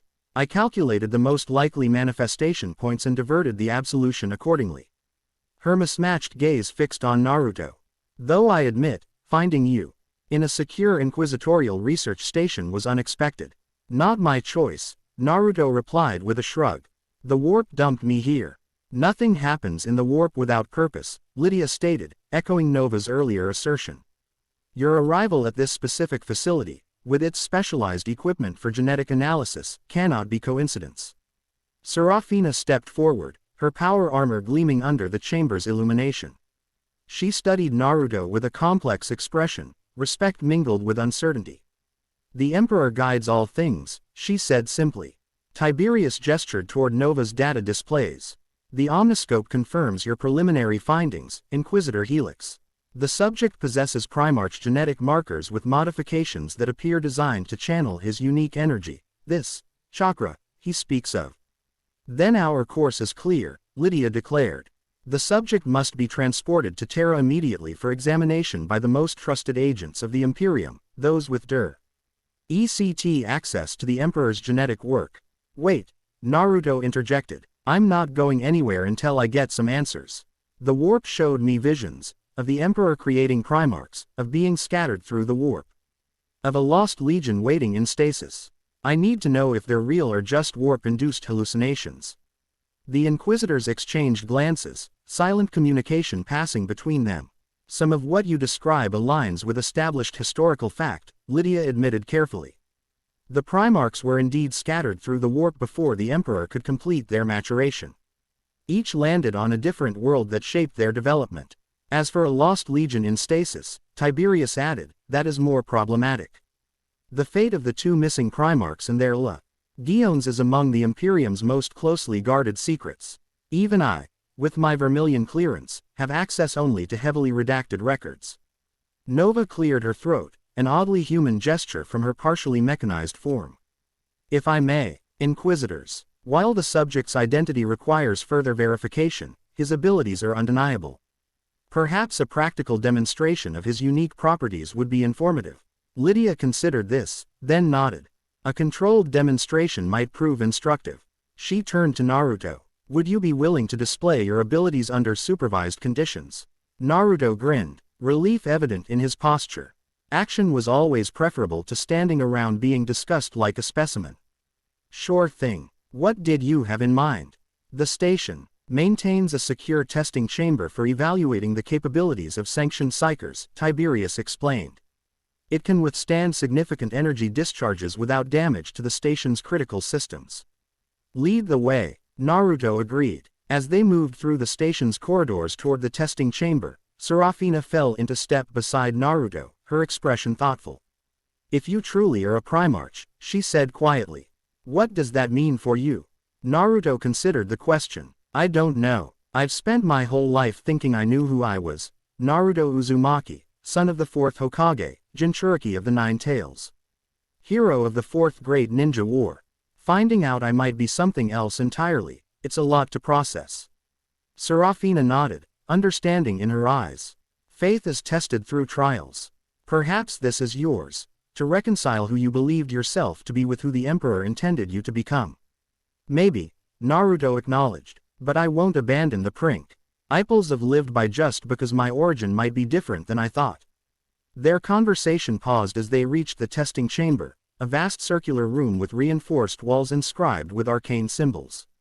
The floor bore concentric circles of different materials, and observation platforms ring the upper level behind armored glass.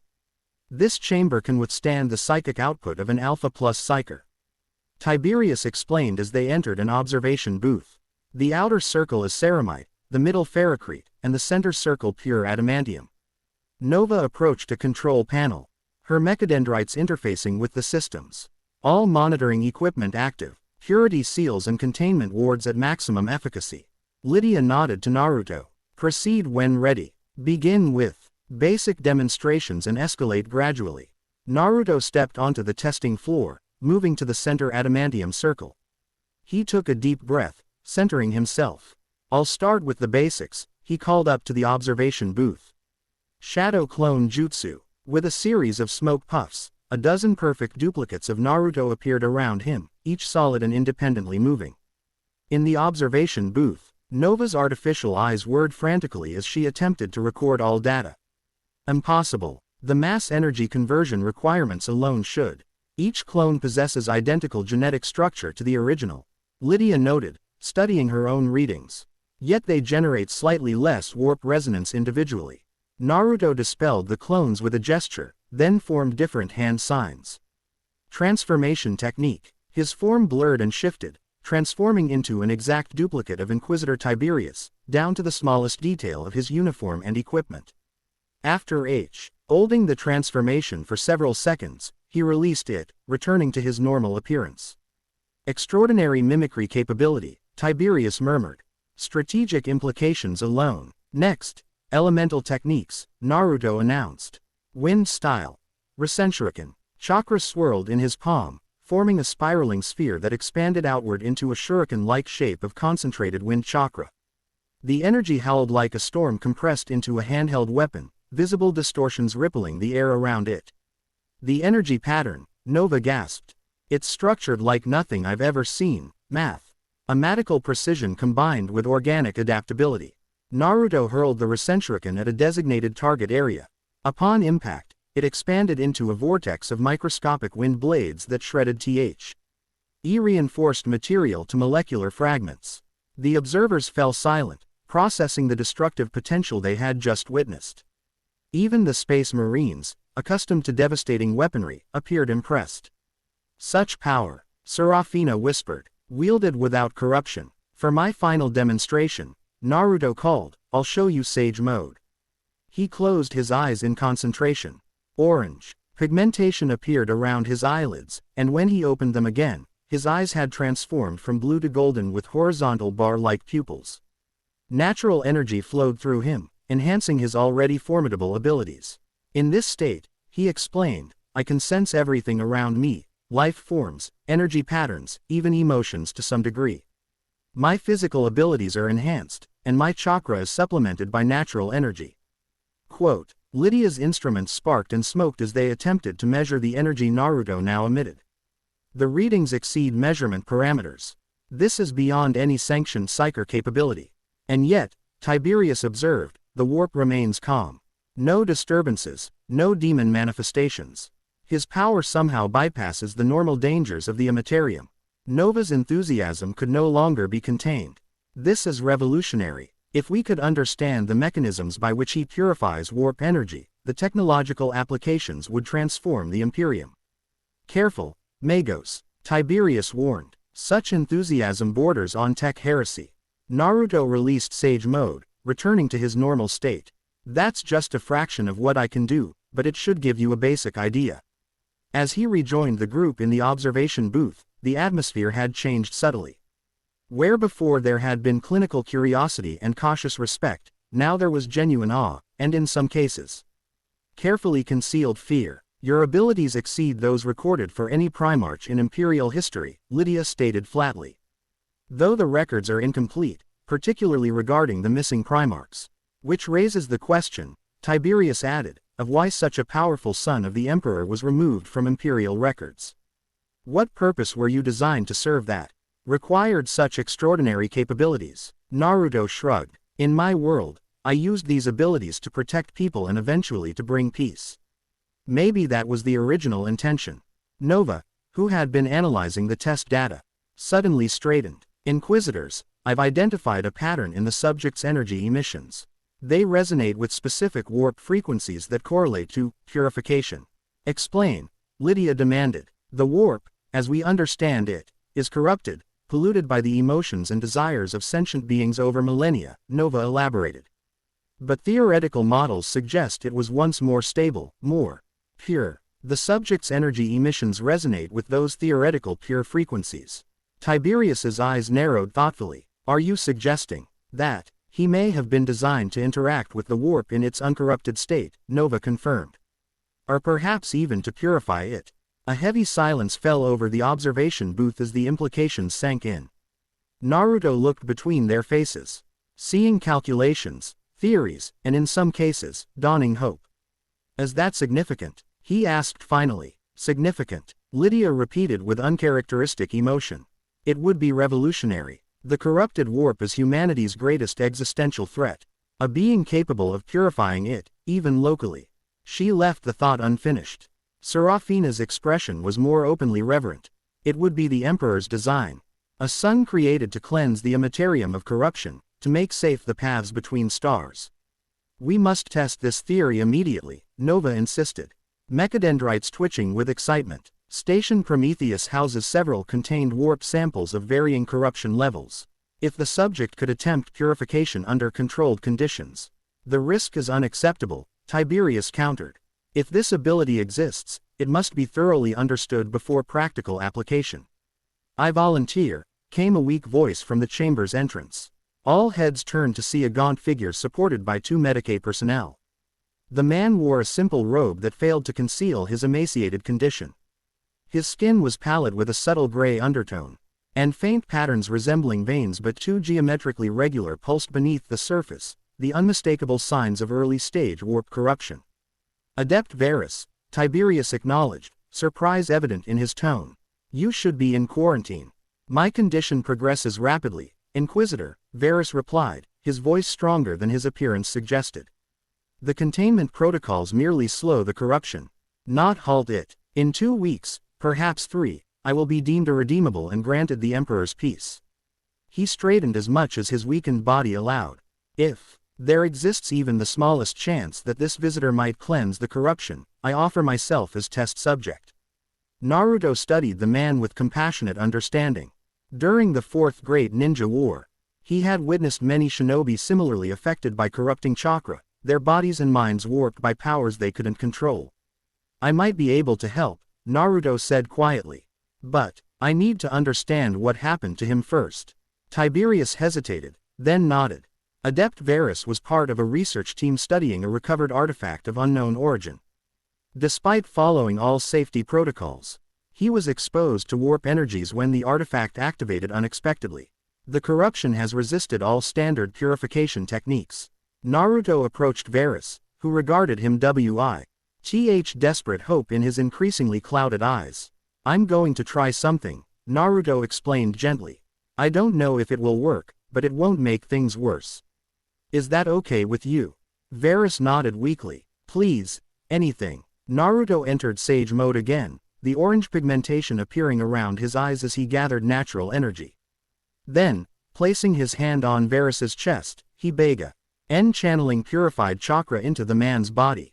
At first, nothing visible happened.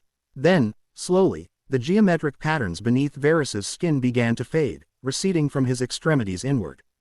Color returned to his pallid features, and his breathing became less labored. The corruption signatures are diminishing, Nova reported, monitoring the process through her instruments. Physiological markers returning toward baseline human parameters. Sweat beaded on Naruto's brow as he maintained the flow of purified chakra. This was more difficult than healing physical wounds, the corruption actively resisted his efforts, slipping away from the purifying energy like oil on water. But gradually, persistence won out. The last traces of corruption gathered over Varus's heart, condensed into a dark spot visible through his thin robe. Then dissipated completely. Naruto released Sage mode, stepping back as Varus collapsed to his knees, gasping. Are you okay? Naruto asked, concerned. Varus looked up, tears streaming down his face. For the first time, Naruto noticed the man's eyes, clear brown rather than the clouded gray they had been moments before. I can think clearly again, Varus whispered. The whispers are gone. The pain. He pressed his hands to his chest, feeling for the corruption that had been consuming him from within. Gone. All of it, gone. Nova rushed forward, echidendrites extended to scan Varus thoroughly. Impossible. Completely purged. No residual corruption signatures. Cellular deterioration halted and partially reversed. The implications weren't lost on anyone in the chamber. Warp corruption, once established, was considered irreversible. Standard Imperial protocol dictated execution for advanced cases and lifetime quarantine for even minor exposure. A method to cleanse such corruption would transform everything from inquisitorial investigation protocols to treatment of corrupted populations on demon-touched worlds. The Emperor truly guided you to us, Serafina breathed. Her voice hushed with reverence. Lydia's analytical mind was already calculating further applications. The strategic implications alone, corrupted artifacts could be safely studied. Warp-touched individuals salvaged rather than executed, even territories lost to chaos potentially reclaimed. Tiberius remained more cautious. One successful demonstration under controlled conditions is promising but not definitive. We must proceed carefully, with proper documentation and verification. Naruto, ignoring their reactions, knelt beside Varus. How do you feel now? Reborn. The man answered simply. Like waking from a nightmare I couldn't escape. He grasped Naruto's hand. Thank you. Whatever you are, whatever brought you here, thank you. Naruto squeezed his hand gently. I'm glad I could help. The moment was interrupted by a station-wide alert siren. Red lumens flashed throughout the chamber as an automated Vox system activated. Attention all personnel. Warp disturbance detected in Sector 7. Containment protocols activated. This is not a drill. Repeat, this is not a drill. Tiberius activated his communicator. Security command, report status. A panicked voice responded through static. Multiple breaches, Lord Inquisitor. The containment fields in Research Wing Gamma are failing. Something's coming through, unlike anything we've seen before. Evacuate all non-essential personnel, Tiberius ordered. Deploy Throne Sworn Astartes to containment points. Prepare for full station lockdown. Naruto's expression hardened as he recognized the implications. This isn't a coincidence, is it? First I appear here, now another warp disturbance. Unlikely to be coincidental, Lydia agreed. Particularly given your demonstrated ability to purify warp corruption. Something may be responding to your presence, either drawn to you or attempting to eliminate you. Aurelius, the Space Marine champion, activated his power sword with a crackling hum of energy. If hostile entities are manifesting, we must secure the subject. His value to the Imperium is incalculable. I'm not hiding while others fight, Naruto declared firmly. Whatever's coming, I can help stop it. Before anyone could argue, the chamber's reinforced door slammed open. A station security officer staggered through, his carapace armor smoking and partially melted. Blood streamed from beneath his helm as he collapsed to his knees. They're coming, he gasped. Like nothing in the codexes. Not demons, something else. They're looking for someone, calling a name. His head lifted, revealing a face contorted with pain. Uzumaki. They're calling for Uzumaki. Naruto's blood ran cold. That's impossible. No one here knows me. Unless, Serafina suggested, they followed you from your world. Through the warp. The dying security officer convulsed suddenly, his body arching unnaturally. From his mouth emerged a sound that wasn't human, a hissing. Multi-layered voice that echoed with malevolent power. Sage of Six Paths, vessel of Kurama, we have found you across dimensions. The nine-headed Hydra rises. What was separated shall be reunited. What was purified shall be corrupted anew. With those words, the officer collapsed completely, his body dissolving into a puddle of corrupted matter that sizzled against the chamber floor. Nine-headed Hydra, Naruto whispered, horror dawning in his eyes. The Biju, corrupted by the warp. Explain, Lydia demanded sharply. In my world, there were nine-tailed beasts, the Biju. Immensely powerful chakra entities. I was the Jinchuriki, the host, of the Nine Tails, Kurama. Before I left, the Biju were free and at peace. Naruto's expression darkened. But if they somehow followed me into the warp, if they were corrupted, then we face entities of immense power with a specific connection to you, Tiberius concluded grimly. Entities that may possess knowledge of your abilities and weaknesses. The station shuddered as another explosion rocked distant corridors. The alert sirens increased in intensity, and emergency void shield generators hummed to life throughout the facility. We need to evacuate, Aurelius insisted. The station's defenses were designed for research containment, not repelling a coordinated assault. Tiberius nodded. Agreed. Naruto Uzumaki must be transported to a more secure location immediately. Inquisitor Helix, is the absolution prepared for immediate departure? Always, Lydia confirmed. But we'll need to reach the docking bay rough compromised sections of the station. I can help with that, Naruto offered. He formed familiar hand signs. Multi-shadow clone jutsu. Dozens of identical Narutos appeared throughout the chamber, each solid and combat ready. My clones will scout ahead and provide distractions, Naruto explained. They'll relay information back to me when they disperse. Tiberius studied the duplicates with grudging admiration. An efficient solution. Deploy your duplicates to secure our route to Docking Bay Alpha. The clones nodded in unison and moved out, spreading through different corridors and ventilation shafts. Naruto turned to the remaining group. They'll clear a path, but we should move quickly. Whatever's coming seems focused on me, so the farther I get from the station, the safer everyone here will be. Your concern for station personnel is commendable, Tiberius observed, but strategically sound. If these entities seek you specifically, drawing them away from populated areas minimizes collateral damage. Serafina checked her bolter with practiced efficiency. The Emperor protects those who act in his name. We shall escort his son to safety. Naruto winced slightly at the familial reference but didn't correct her. If believing him to be the Emperor's son motivated these people to help, he wouldn't undermine their resolve with theological debates. As they moved through the corridors toward the docking bay, Naruto received intermittent flashes of information as his shadow clones encountered resistance and dispersed. The mental images were disturbing. Station personnel with corrupted features. Their bodies transformed by warp energies into twisted parodies of humanity. More concerning were the entities directing them, shadowy figures with multiple tails flow. ing behind them like banners of pure malevolence. They're not just corrupted Biju, Naruto realized aloud as they hurried through an emergency access tunnel. They've merged somehow, forming a single entity with aspects of all 9. The 9-headed Hydra, a Gestalt warp entity, Lydia theorized, drawing power and characteristics from multiple sources to create something greater than the sum of its parts. Nova, who had insisted on accompanying them despite the danger, monitored data feeds through her augmetic systems. Station sensors indicate the entity is still forming.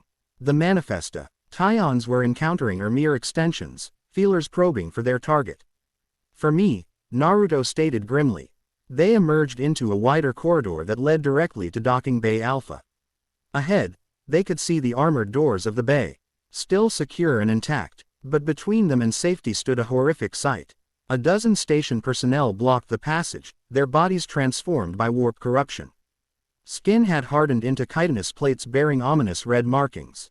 Extra limbs sprouted from torsos at unnatural angles. Most disturbing were their faces, features melted and reformed masks resembling stylized animal visages, a tanuki, a cat, a turtle, and others Naruto recognized with growing dread. The Biju masks, he whispered. They're taking on aspects of each tailed beast. The corrupted personnel moved with unnatural synchronization, forming a barrier before the docking bay doors. From their midst stepped a figure different from the others, a man in the robes of an imperial adept. His form seemingly uncorrupted but his eyes glowing with 9 distinct colors that swirled and shifted continuously. Naruto Uzumaki, the figure spoke, its voice a chorus of 9 distinct tones. Vessel of Kurama, child of prophecy, lost Primarch, how many identities will you claim before accepting your true purpose? Aurelius raised his power sword. Abomination, you dare address a son of the Emperor? The figure ignored the space marine, its kaleidoscopic gaze fixed solely on Naruto. We were pure once, as you knew us. 9 guardians of natural energy. But the warp has own as truth beyond your limited understanding. Corruption is merely evolution unbound by mortal constraints. Naruto stepped forward, his expression a mixture of sadness and determination. This isn't you, any of you. The Biju I knew would never harm innocent people. The Biju you knew were bound by the sage's limitations, the figure replied. We have transcended those boundaries. And soon, we will reclaim our Jinchuriki, our perfect vessel. Understanding dawned in Naruto's eyes. That's what this is about. You want to possess me, to use my body as a vessel, like Kurama once did. Not like Kurama, the figure corrected, its many-toned voice taking on a cruel amusement. We will not be contained behind a seal. We will not share consciousness. We will consume you entirely, using your unique biology to manifest fully in this reality. Your Primarch genetics make you the perfect bridge between dimensions. Tiberius stepped forward, his force sword drawn. You will not touch the Emperor's son, demon. The figure laughed, a discordant sound that caused blood to seep from the ears of nearby servitors. We are no demon, Inquisitor. We are something older, purer in our corruption. And we did not come unprepared. With those words, the figure gestured. The docking bay doors, supposedly secured by the station's most formidable encryption protocols, slid open. Beyond them, the A.B. Solution's sleek form was visible, but so was another vessel that had forcibly breached the docking tube connecting to the Imperial ship. The intruding vessel resembled no Imperial craft. Its hull was organic rather than metallic, pulsing with veins of corrupted energy that formed patterns reminiscent of sealing formulas. 9 massive tails of pure warp energy extended from its rear, each tipped with a different elemental manifestation. Fire, water, lightning, earth, wind, lava, acid, ink, and steam. Behold our true form, the figure announced proudly. Forged in the warp from the essence of the Biju. Designed to transport us, and soon you, across dimensions. Naruto's expression hardened, resolve replacing shock. I don't know how you corrupted the Biju's essence, but I won't let you hurt anyone else. He formed a familiar cross-shaped hand sign. Multi-shadow clone jutsu. Hundreds of shadow clones materialized throughout the corridor and docking bay, surrounding the corrupted personnel and interposing themselves between the civilians and danger. Everyone who can move, get to the absolution, Naruto ordered. My clones will hold them off. Aurelius barked commands to his battle brothers, who formed a protective phalanx around the Inquisitors and Tech Priests. Move. Double time to the vessel. As the Imperial personnel began their evacuation, Naruto confronted the possessed figure. I don't want to hurt you. Whatever remains of the Biju I knew, I consider them friends. But I won't let you use me to harm this universe. The figure smiled, an expression made horrific by the way its face rippled with 9 different emotions simultaneously. Your compassion was always your weakness, Naruto Uzumaki. Even now, facing what we have become, you hesitate to destroy us. Not weakness, Naruto corrected, orange pigmentation appearing around his eyes as he entered sage mode. Understanding. I know what it's like to be corrupted by hatred, to lose yourself to darkness. And I know there's always a path back to the light. The figure's expression twisted with rage. There is no redemption for us. We have tasted power beyond your comprehension. It raised its hands, warp energy crackling between its fingers. If you will not join us willingly, we will take you by force. The corrupted personnel attacked as one, moving with unnatural speed and coordination. Naruto's shadow clones intercepted them, engaging in close combat to prevent them from reaching the evacuating Imperials. In the chaotic melee that followed, Naruto witnessed the full extent of the corruption. These weren't merely possessed humans. They had been transformed on a fundamental level, their bodies and chakra systems, for he could sense chakra within them, corrupted but recognizable, wired to channel aspects of the Biju's power. One attacker exhaled a stream of corrupted fire that incinerated a dozen shadow clones instantly. Another manipulated water pulled from the station's emergency systems, forming it into razor-sharp blades that sliced through the air. A third generated lightning that arced between targets with impossible precision. They're using corrupted versions of chakra nature transformations. Naruto realized, the Hydra hasn't just taken the Biju's forms, it's stolen their techniques. The main figure, clearly the Hydra's primary avatar, engaged Naruto directly. Its movements blended taijutsu forms from multiple shinobi traditions, switching styles mid-combat with fluid unpredictability. We absorbed the knowledge of your world when we consumed the Biju. It explained as they exchanged blows at superhuman speed. Every technique, every strategy, every weakness, we know them all. Naruto blocked a strike that would have collapsed the ribcage of an ordinary human, countering with a Rasengan that the figure narrowly avoided. Then you should know I never give up. And I never go back on my word. I promise I'll free the Biju from whatever's corrupting them. The figure's laugh turned into a snarl as Naruto landed a solid hit, sending it skidding backward. Your determination is admirable but futile. The Biju you knew are gone, their essences merged with the warp itself. We are the 9-headed Hydra now, a singular consciousness born of 9. Across the docking bay, the evacuation was proceeding under heavy fire. Aurelius and his battle brothers formed a living bulwark, their power armor absorbing attacks that would have annihilated unprotected humans. Serafina and her sisters of battle provided covering fire, their bolters cutting down corrupted personnel with ruthless efficiency. Lydia, reaching the Absolution's boarding ramp, turned back toward the battle. Naruto, she called. We must depart immediately. Station integrity is failing. She was right.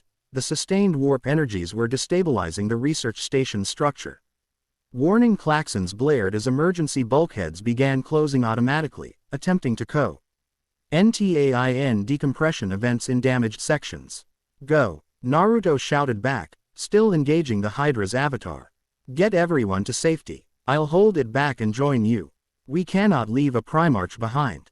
Aurelius protested, even as he supported a wounded battle brother. You have to, Naruto insisted. This thing is after me. If I go with you, it follows. If I stay and keep it occupied, you can escape and warn the Imperium. Tiberius, ever the pragmatist, made the calculation instantly. He's correct. Strategic withdrawal is our only viable option. The information we've gathered must react Terra regardless of all other considerations. Serafina's expression betrayed her reluctance, but she nodded grimly.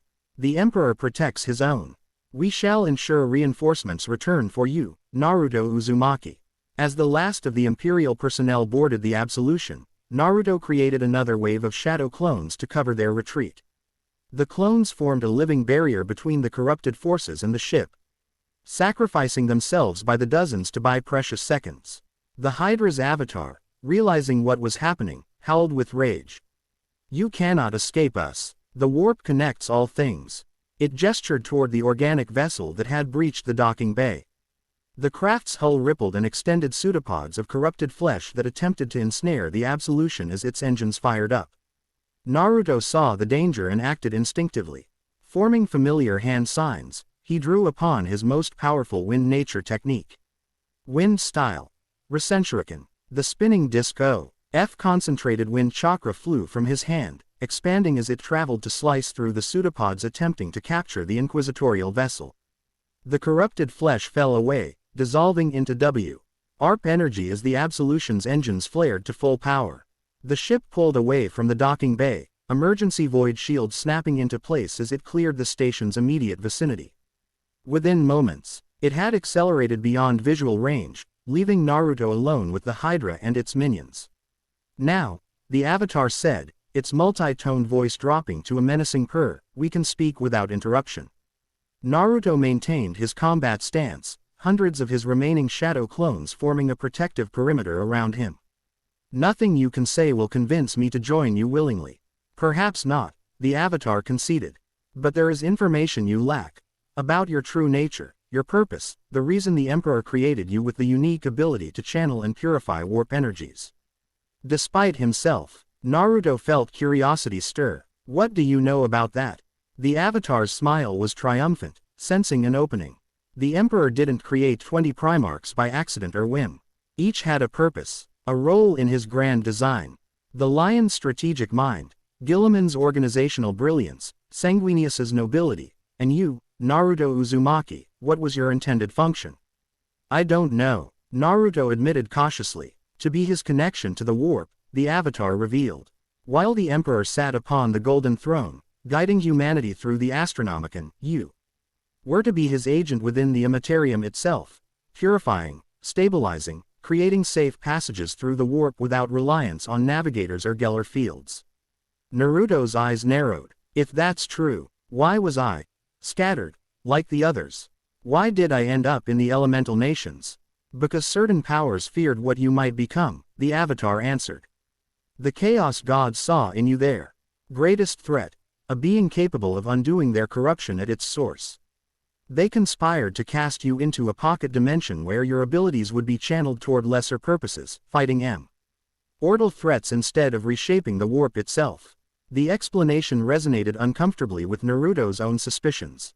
His unique ability to purify corrupted chakra, his unmatched capacity for sage mode, his unusual connection to the Biju, all suggested he had been designed for something beyond ordinary shinobi capabilities. Even if that's true, Naruto countered, it doesn't change anything. I won't help you corrupt this universe. We don't seek to corrupt, the Avatar insisted, its tone almost reasonable. We seek to transform. The line between corruption and evolution is merely perspective. With your power to purify and our power to transform, we could reshape the warp itself, create a new reality beyond the binary constraints of material and immaterial. At what cost? Naruto demanded. How many innocent people would suffer for this transformation? The Avatar shrugged, a disturbingly human gesture from the multi-consciousness entity. Transition is never painless, but the end result would be transcendence for all conscious beings. Naruto shook his head, unmoved. I've heard similar promises before, from Madara, from Kagaya. Grand visions that require sacrificing free will and human dignity. My answer was no then, and it's no now. The Avatar's expression hardened, the facade of reasonableness falling away. Then we take you by force. The corrupted personnel attacked en masse, overwhelming many of Naruto's shadow clones through sheer numbers. Simultaneously, the organic vessel extended more pseudopods, these tipped with what appeared to be sealing aura. Similar to those once used to contain Biju. Naruto prepared to fight to his last breath, gathering chakra for a counterattack, when the station shuddered violently. Warning klaxons changed tone, indicating an imminent catastrophic failure. Warning. Warp containment failing in Sector 4. Cascading resonance detected. Estimated time to critical failure. 3 minutes, announced an automated system. The Avatar's expression registered alarm for the first time. The station's warp core is destabilizing. Our presence has accelerated the process. Naruto recognized the opportunity instantly. If this station collapses into the warp with both of us aboard, the resonance patterns could scatter us across 1,000 dimensions, the avatar finished. Unacceptable risk. It gestured urgently toward the organic vessel, which began to pulse with increased energy. We withdraw, temporarily. But know this, Naruto Uzumaki, we are connected to you across dimensions. Wherever you go in this universe, we will find you. Whatever allies you gather, they cannot protect you forever. The corrupted personnel began retreating toward the vessel, their movements now urgent rather than predatory. The avatar itself backed away, maintaining eye contact with Naruto. Consider our offer while you can, it said. Join us willingly, and you gain control over the process. Resist, and when we finally take you, your consciousness will be the first thing we consume. With that final threat, the avatar turned and fled toward the organic vessel. The corrupted personnel boarded rapidly, the ship's hull rippling to absorb them like a living thing consuming nutrients. Naruto didn't waste the opportunity. With the immediate threat retreating, he turned his attention to escape. The absolution was gone, and the station was minutes from catastrophic failure. His options were limited. Shadow clone jutsu, he called, creating a fresh batch of duplicates. Find me an escape craft, anything that can survive in space. The clones scattered throughout the docking bay, searching frantically. One called back almost immediately. Found something. Small craft. Looks like a shuttle. Naruto rushed to where the clone indicated. The vessel was indeed small, an atmospheric shuttle designed for short-range transport between the station and ships in orbit. Not ideal for warp travel, but his immediate concern was simply getting off the station before it imploded. As he boarded the shuttle and activated its systems, the organic vessel detached from the docking bay, its 9 energy tails thrashing violently as it pulled away from the doomed station. Through the viewport, Naruto could see the Hydra's avatar watching him from within the corrupted craft, its many-colored eyes promising future confrontation. The shuttle's engines engaged with a reassuring hum, lifting the small craft from the docking bay floor. Naruto piloted it toward the atmospheric containment field, passing through into the void of space beyond. Behind him, the research station's superstructure was already beginning to buckle, sections tearing away as warp energies consumed it from within. He pushed the shuttle's engines to maximum acceleration, putting as much distance as possible between himself and the imminent catastrophe. Through the rear viewport, he witnessed the station's final moments, a blinding flash as its warp core breached, followed by an implosion that warped the fabric of reality itself. Where the station had been, a temporary warp rift formed and collapsed almost instantly, leaving nothing but scattered debris. The organic vessel had escaped in the opposite direction, already beyond visual range. Naruto allowed himself a moment of relief before confronting his new predicament, adrift in space aboard a shuttle with limited life support and no warp travel capability, in a galaxy he barely understood. He checked the shuttle's navigation systems, hoping to find the absolution's trajectory. But the violent warp energies had scrambled the cogitators. The communication system remained functional, but without knowing Imperial frequencies or protocols, he had no way to send a targeted message. Well, Naruto, he said to himself with grim humor, you've been in worse situations. Probably. He settled into the pilot's seat, considering his options. The shuttle had enough life support for several days, possibly weeks if he entered a meditative state to reduce his oxygen consumption. Its Auspex system could detect nearby vessels, though whether they would be friendly remained to be seen. As he pondered his next move, the shuttle's sensors chimed, indicating an approaching vessel. Naruto tensed, fearing the Hydra had returned, but the craft that appeared on the Auspex was of Imperial design. Though unlike any he had seen before, sleeker than the bulky Imperial Navy vessels, it bore no obvious weaponry yet radiated an aura of advanced technology that seemed at odds with the Imperium's generally antiquated aesthetic. As it drew closer, Naruto could make out its hull markings, not the Imperial Aquila, but a stylized red cogwheel. The shuttle's communication system activated without his input, and a feminine voice filled the small cabin. Unidentified craft, this is Explorator Vessel Omniscious Insight. Our augurs detected your energy signature during our survey of this sector. Identify yourself. Naruto hesitated only briefly before responding. This is Naruto Uzumaki. I escaped from Research Station Prometheus before its destruction. I'm not exactly from around here. A pause. Then, Naruto Uzumaki. Your designation appears in our recent priority data packets from Forge World Metallica. Techno-archaeological asset of highest value, potentially related to lost STC templates for warp purification technology. Naruto blinked in surprise. I'm not technology. I'm a person. Another pause. Correction accepted. Biological entity of unique composition with technological implications. Maintain position. We will bring your craft aboard for detailed examination. The larger vessel maneuvered closer, its hull opening to reveal a docking bay large enough to accommodate the shuttle. Tractor beams engaged, gently guiding Naruto's craft into the waiting bay.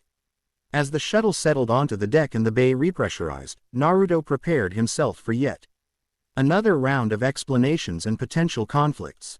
Through the viewport, he could see figures approaching, red-robed tech priests similar to Nova Epsilon, but with variations in their augmentations and insignia. The shuttle's hatch opened automatically, and Naruto stepped out to meet his new hosts. The lead tech priest was clearly female despite extensive augmentation, with a largely intact face framed by silver hair and multiple augmetic eyes arranged in a crescent pattern across her upper face. Naruto Uzumaki, she greeted in a voice that blended organic and synthetic tones. I am Archmago's explorator Cynthia Vorn. Your presence represents a statistical anomaly of significant magnitude. Naruto managed a tired smile. Story of my life. Look, I appreciate the rescue, but I need to warn the Imperium about a serious threat, the entity that destroyed the research station. The nine-headed Hydra, Cynthia stated matter-of-factly. We observed the entity's vessel departing the system at transluminal velocities. Its organic warp hybrid construction defies known technological parameters. You know about it? Naruto asked, surprised. We know of it, Cynthia corrected. Data intercepted from inquisitorial communications indicates a warp entity of unprecedented composition manifested specifically to locate you. Most intriguing. Naruto's eyes narrowed. You intercepted inquisitorial communications. Isn't that illegal or something? Cynthia's expression remained impassive. The Adeptus Mechanicus serves the omniscious quest for knowledge through multiple avenues. Information is the prerequisite of understanding. Right, Naruto said slowly, recognizing the non-answer for what it was. So what happens now? Are you taking me to the Inquisition? Negative, Cynthia replied. Your genetic composition and energy manipulation capabilities represent technological insights of incalculable value to the Adeptus Mechanicus. Standard protocol dictates thorough examination before transfer to other Imperial authorities. Naruto's posture tensed. I've already been through this with Inquisitor Helix and then again at Station Prometheus.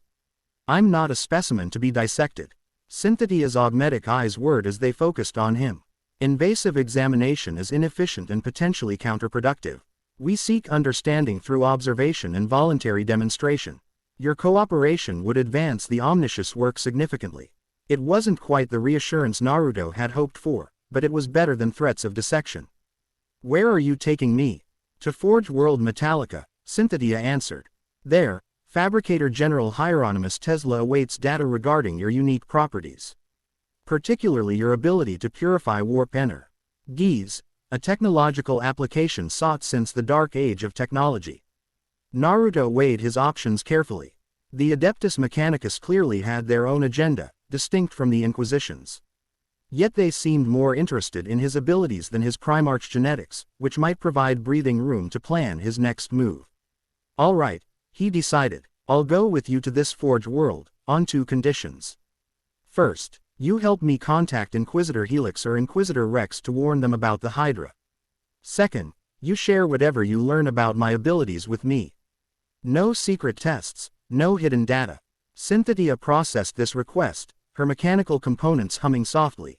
Your terms are acceptable within operational parameters. Establishing communication with inquisitorial vessels may prove problematic due to warp disturbances in this sector, but we will attempt transmission through astropathic means. She gestured toward a corridor leading from the docking bay. You will be Prov. IDED quarters appropriate to your status as a research subject of highest value. Rest and sustenance are available if biological requirements dictate. Naruto followed, maintaining alertness despite his fatigue. The corridor led to a chamber that blended living quarters with a medical facility, comfortable by imperial standards but clearly designed for observation. Your biometric patterns will be monitored non-invasively, Cynthia explained, particularly during rest cycles, when your energy emissions display harmonic variations of significant interest. Great, Naruto muttered. Watched while I sleep, just what I always wanted. As Cynthia departed, leaving him alone in the quarters, Naruto sank onto the sleeping platform. The events of the past day, or however long it had been, Ime seemed fluid between his warp transits, weighed heavily upon him. He was a Primarch, a son of the Emperor, created for some specific but still mysterious purpose. The nine-headed Hydra, formed from the corrupted essence of the Biju he had once considered friends and allies, sought to consume him as a vessel. The Inquisition saw him as a potential savior or threat to the Imperium, while the Aide Ptus Mechanicus viewed him as living technology to be studied and potentially replicated. And somewhere out there were his lost legion, the warriors genetically descended from him, waiting in stasis for their gene father's return. No pressure, Naruto said to the empty room, managing a small, tired laugh. He closed his eyes, not truly sleeping but entering a meditative state that would restore his chakra while maintaining awareness of his surroundings. As consciousness faded, he found himself once again touching the edges of the warp, that strange, corrupted dimension that nevertheless responded to his purifying influence. In the swirling currents of that other reality, he sensed distant presences watching him with varying emotions: curiosity, hostility, hope, fear. The nine-headed Hydra-A's malevolent consciousness burned brightest, seeking him across the Immaterium, but there were others, fainter, more distant, yet somehow familiar. Father, he whispered into the void. No direct answer came, but for just a moment, he felt a flicker of golden light, distant and strained, but undeniably powerful. Then it was gone, leaving him alone with his thoughts and the weight of a destiny he hadn't chosen but couldn't ignore. The blood of the Emperor flowed in his veins, whether he wanted it or not. And in this galaxy of unending war, that blood would mark him forever as both savior and target. Chapter 2 End Chapter 3, The Hidden Legion. Metallica, crown jewel of the Ultima Segmentum's forged worlds, bloomed against the void like a mechanical rose, its petals concentric rings of Manu. Factoria and Hab blocks surrounding the central forge temples. Orbital docks swarmed with vessels of every configuration, from humble cargo haulers to grand Mechanicus arcs bristling with esoteric technology. The planet's atmosphere swirled with metallic particulates that created perpetual rust-colored storms, occasionally parting to reveal continent-spanning industrial landscapes below. Aboard the Omniscious Insight, Naruto watched the Forge worlds approach through the oculus of his assigned quarters. The past 3 weeks of warp transit had given him time to reflect, recover, and plan, though privacy had proven elusive under the Mechanicus's constant monitoring. Beautiful, isn't it? Came a synthetic-tinged voice behind him. Naruto turned to find Tech Priestess Nova Epsilon standing in the doorway. Unlike when they'd first met on Station Prometheus, her demeanor toward him had shifted from clinical interest to something approaching reverence.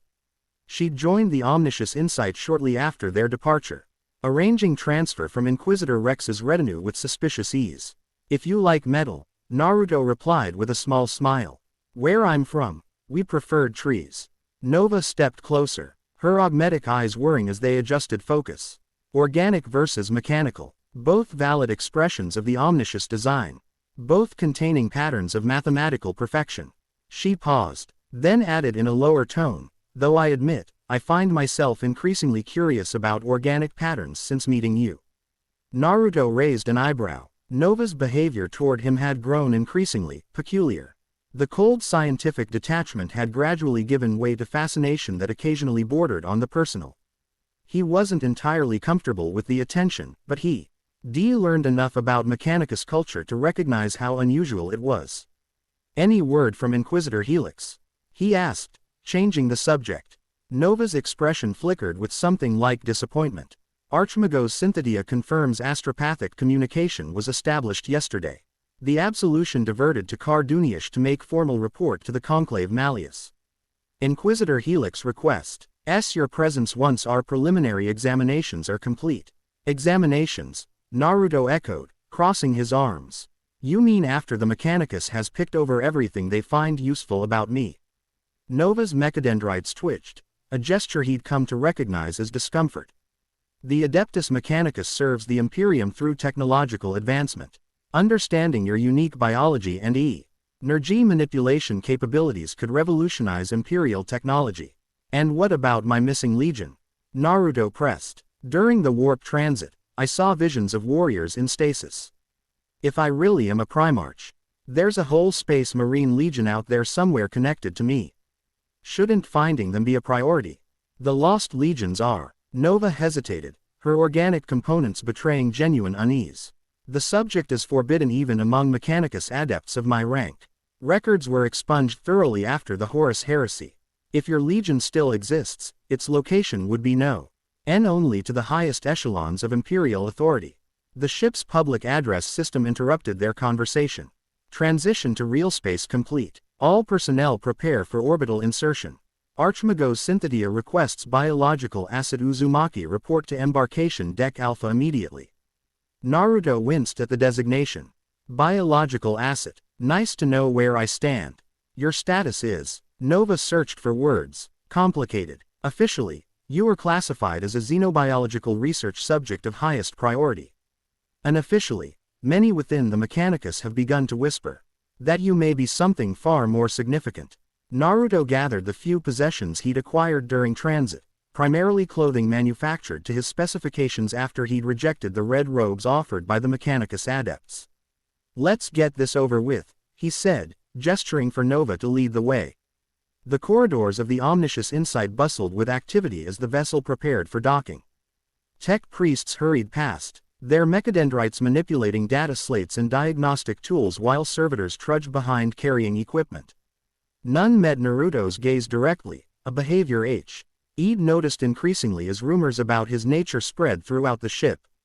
They reached embarkation deck Alpha to find Archmagos Synthetia waiting with an honor guard of Skitarii warriors.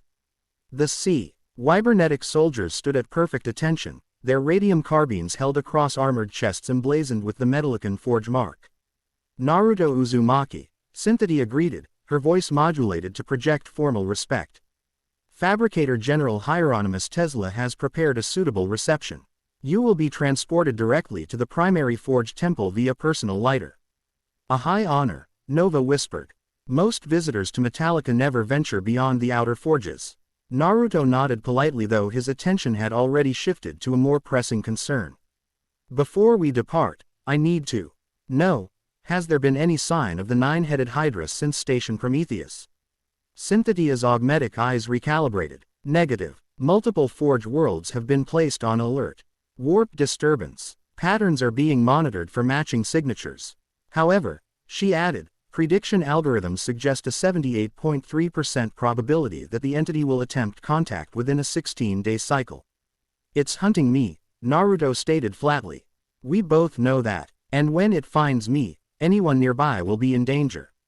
Which is precisely why Metallica is the optimal location for your examination, Synthetia countered. Few worlds in the Imperium boast stronger defenses. The forge temples themselves are protected by void shield arrays and automated defense networks that could repel even a primary chaos incursion. Unconvinced but seeing little alternative, Naruto followed the Archmagos toward the embarkation platform where an ornate shuttle awaited, its hull decorated not with the standard Mechanicus iconography but with symbols that stirred uncomfortable recognition in Naruto's mind. Spiraling patterns reminiscent of Uzushio seals intertwined with Imperial Aquilas and Cog emblems in a fusion of aesthetics that seemed deliberately crafted to reference his dual heritage. The vessel was prepared specifically for your transit, Synthetia explained, noting his attention to the details. Design elements were extrapolated from data recorded during your demonstration of sealing techniques aboard our vessel. You've been busy, Naruto commented dryly, stepping into the shuttle. The interior was equally customized, the seating configured to accommodate his physiology perfectly, the lighting adjusted to frequencies his eyes found most comfortable, even the air circulation optimized for his respiratory patterns. The attention to detail was impressive and unsettling. Nova took a seat beside him as the shuttle disengaged from the Omniscious Insight. Through the viewport, Naruto watched. The forged world grew from abstract pattern to overwhelming industrial reality. Vast hive-like structures rose from the planet's surface, belching smoke and flame into the copper-colored atmosphere. Between them stretched transportation arteries crowded with cargo haulers and personnel carriers, creating a circulatory system for the mechanical behemoth that was Metallica. The omniscious work made manifest, Nova murmured, her tone reverential. 10,000 years of continuous technological development and production. Metallica specializes in advanced weaponry and void-craft technology, though. In recent centuries our research has expanded into theoretical applications of warp energies. Which is why I'm here, Naruto concluded. Partially, Nova acknowledged, your ability to purify warp energies represents a technological breakthrough of incalculable value. But there is another factor. She hesitated, glancing toward Cynthia who sat motionless in the pilot's compartment. Faber, Ikator General Tesla possesses artifacts from the Great Crusade era, relics connected to the early Legiones Astartes development. Naruto's interest sharpened. Connected to my legion, I cannot confirm, Nova replied carefully. Such information exceeds my clearance level. But rumors persist among senior tech adepts that Metallica's deepest vaults contain technological remnants linked to the Lost Legions. The shuttle banked sharply, descending through cloud layers of metallic particulates toward the central forge temple, a mountain of technology stretching kilometers into the sky. Unlike the utilitarian structures surrounding it, the temple featured intricate architectural details, flying buttresses supporting massive observational domes, spires housing astropathic arrays, and ceremonia. Entrances large enough to admit Titan war machines. They landed on a private platform extending from the temple's midsection, where a reception party awaited, tech priests of higher rank than any Naruto had yet encountered. Their bodies more machine than flesh, adorned with symbols of office that gleamed with rare materials and arcane technology. At their center stood a figure that barely resembled a human being at all. Fabricator General Hieronymus Tesla had transcended conventional anatomy, his consciousness housed in a floating mechanical construct resembling a metallic octopus. Multiple limbs of varying configurations extended from a central housing that pulsed with green-tinged light. Only the faintest suggestion of a human face remained, a mask-like visage of polished bronze with glowing eye lenses and a speaker grill mouth. Naruto Uzumaki, the Fabricator General's voice emerged as a harmonious blend of tones that seemed designed to put listeners at ease. Metallica welcomes the bearer of purified patterns. Naruto stepped forward, maintaining the confident posture that had served him well through countless diplomatic encounters in his previous life. Fabricator General, I appreciate your hospitality, though I'm curious about this new title you've given me. Tesla's mechanical limbs performed an intricate gesture that might have been the Mechanicus equivalent of a welcoming bow. Titles emerge from observed patterns. Your unique ability to purify warp energies follows mathematical sequences of unprecedented elegance. Thus, bearer of purified patterns. I prefer Naruto, he replied with a slight smile. Preference noted. Individual designation maintained for direct address protocols. Tesla gestured toward the temple entrance. The examination chambers Avenue been prepared according to specifications derived from preliminary data. Your comfort has been prioritized to optimize cooperative potential. Naruto exchanged glances with Nova, who gave a slight nod of encouragement. Despite her Mechanicus conditioning, she'd proven the closest thing to an ally he'd found since being separated from Inquisitor Helix and Sister Serafina.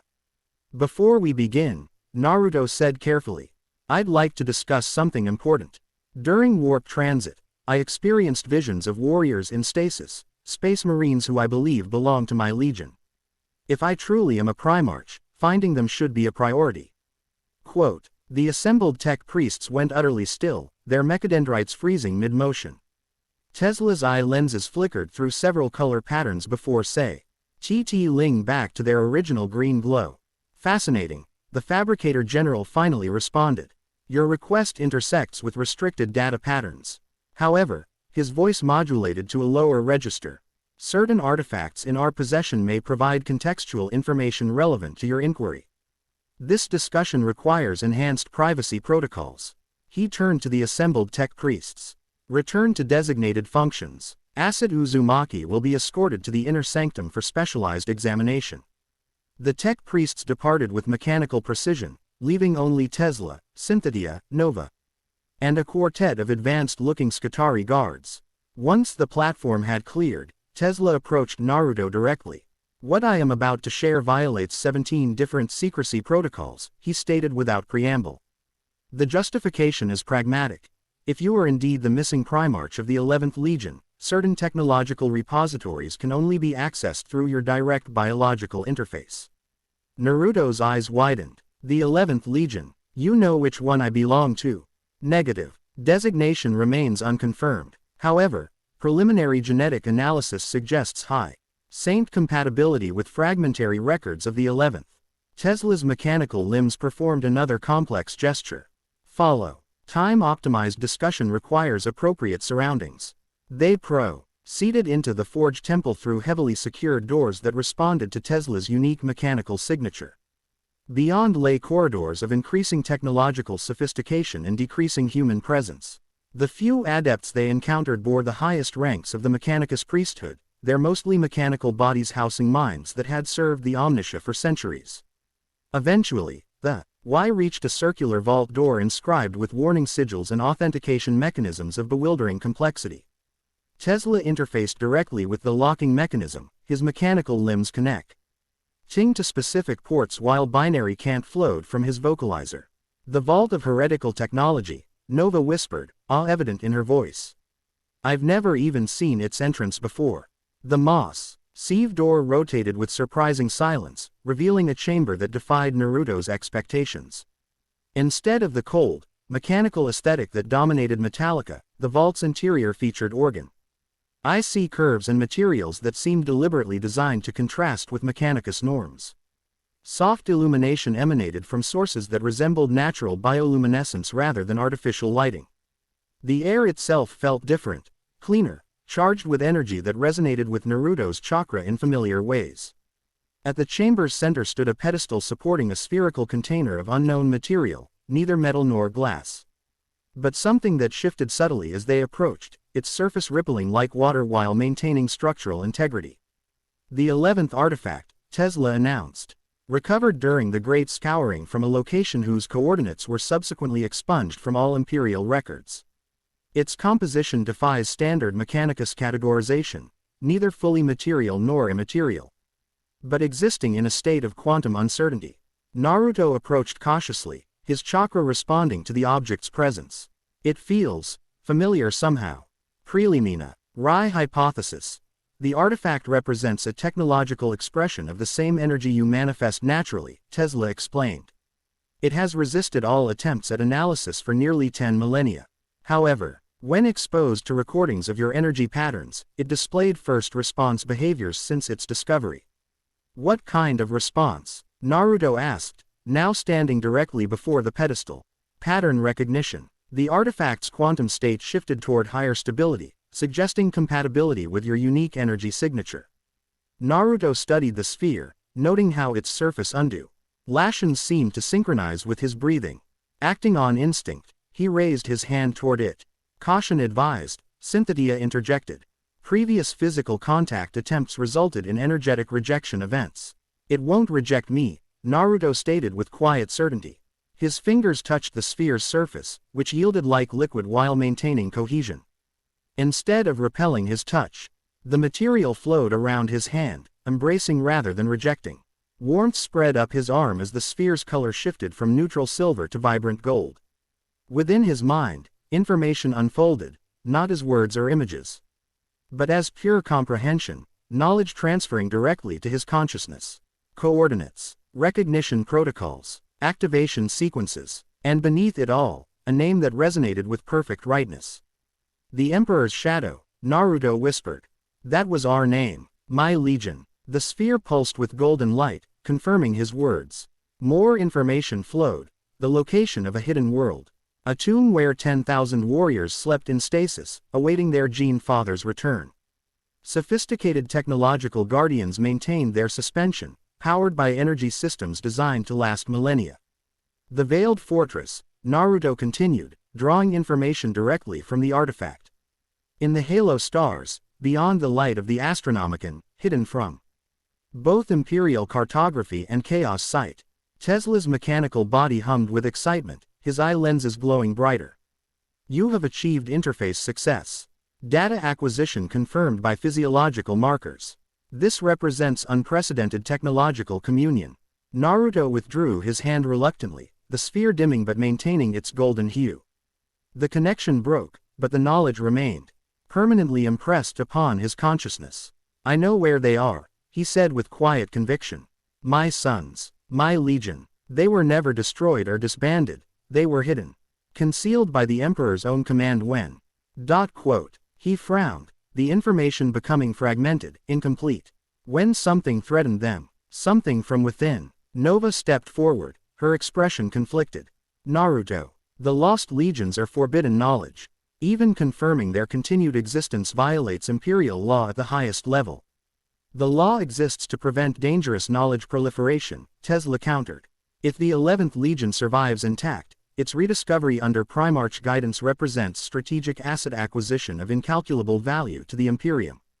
Naruto shook his head, still processing the information flood. They're not just assets, they're people, warriors created from my genetic template, waiting for 10,000 years in suspended animation. I can't leave them there. The strategic implications require careful consideration, Cynthia observed. A full Astartes legion outside established Imperial command structures could be viewed as a threat by multiple Imperial authorities. Or as salvation, came a new voice from the vault entrance. All heads turned to see Inquisitor Lydia Helix standing in the doorway, accompanied by Sister Seraphi. Na and a cadre of power-armored figures bearing inquisitorial markings. Her expression combined triumph with carefully controlled excitement. Inquisitor Helix, Tesla acknowledged, mechanical limbs. Shifting to a more defensive configuration. Your presence within the inner sanctum violates 17 distinct protocol agreements between the Inquisition and the Adeptus Mechanicus. Extraordinary. Circumstances justify extraordinary measures, Fabricator General, Lydia replied smoothly. When my astropaths detected a massive energy surge corresponding to Naruto Uzumaki's unique signature, I deemed immediate intervention necessary. Her mismatched gaze shifted to Naruto, softening fractionally. It seems you've made a significant discovery. I know where my legion is, Naruto confirmed, genuine joy lightening his features. They're alive, Lydia. 10,000 warriors, preserved in stasis since the Great Crusade. Sister Serafina stepped forward, her platinum blonde hair now grown out slightly from its previous close crop. The weeks since their separation had added new honor markings to her power armor, suggesting she'd seen combat during their time apart. If the Emperor preserved a legion in secret, she said, her voice carrying the weight of theological consideration, he must have had divine purpose. Their return now, alongside their Primarch, cannot be coincidence. Indeed not, Lydia agreed. Which is why I've spent the past 3 weeks gathering resources for precisely this eventuality. She turned to Tesla. Fabricator General, I have a proposal that serves both THR interests. A joint inquisitorial mechanicus expedition to the coordinates Naruto has discovered. Your technology and expertise, my authority and protection. Tesla's mechanical body performed complex calculations, limbs moving in patterns that suggested intense internal debate. Proposition contains multiple advantageous variables. However, risk assessment indicates potential conflict with higher imperial authorities. I've secured provisional authorization from 3 members of the High Lords, Inner Circle, Lydia countered, producing an info crystal bearing elaborate authentication seals. Contingent upon confirmation of the Legion's existence and loyalty, of course. Nova moved closer to Naruto, her voice lowered. The political maneuvering has begun already.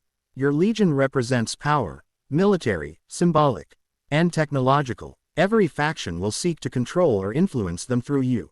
Naruto nodded slightly, no stranger to political complexities from his days as Hokage. Then it's good I have experience dealing with councils and power players. He addressed both Lydia and Tesla directly. I appreciate everyone's interest in my legion, but let's be clear, if His warriors are truly bound to me by blood and loyalty, their welfare comes first. I won't have them used as pawns in imperial power struggles. Lydia's expression revealed nothing, but Sister Serafina nodded with apparent approval. The Fabricator General's mechanical limbs performed another calculation sequence before he responded. Logical parameter accepted. Gene loyalty of Astartes to March progenitors represents fixed variable in all historical precedents. Attempting to circumvent this biological imperative would be inefficient. Then we're agreed, Lydia concluded. A joint expedition will be assembled immediately. My ship, the Absolution, has been retrofitted with additional warp stabilization technology specifically calibrated to Naruto's energy signature. With your permission, Fabricator General, I request Tech Priestess Nova Epsilon's continued assignment to this project. Nova's augmetic eyes widened slightly in surprise. Tesla's mechanical limbs shifted through several configurations before settling.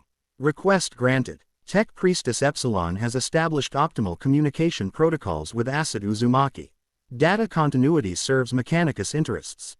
Nova inclined her head, her expression carefully neutral though Naruto detected a hint of pleasure in the organic portions of her face. Their working relationship had evolved into something approaching friendship during the journey to Metallica. And he'd come to appreciate her less dogmatic approach to Mechanicus traditions. How soon can we depart? Naruto asked, eager to begin the journey. My crew stands ready, Lydia replied. With the Fabricator General's assistance in provisioning and technical support, we could break orbit within 24 standard hours. Tesla gestured affirmatively. Metallica will provide optimal technological support. This endeavor represents unprecedented opportunity for lost knowledge recovery. As arrangements were discussed in increasingly technical detail, Serafina moved to stand beside Naruto. Her power armor whispering softly with each movement. The Emperor's hand is evident in these events, she said quietly. When you disappeared into the warp from the Absolution, I feared we had lost you forever. Yet here you stand, having discovered the truth of your legion, a truth hidden for 10 millennia. Naruto studied her face, noting subtle changes beyond the physical. Something in her eyes had softened, the rigid adherence to doctrine tempered by experience. You seem different, he observed. The Inquisitor and I have witnessed events since our separation. Serafina acknowledged carefully. Chaos incursions bearing the mark of the nine-headed Hydra. Populations corrupted by its influence. Yet always, just before our arrival, evidence of purification. Corrupted individuals restored to purity by methods identical to what you demonstrated. I haven't been anywhere near those worlds, Naruto frowned. Precisely what makes these events significant, Serafina replied. It appears your influence extends beyond your physical presence.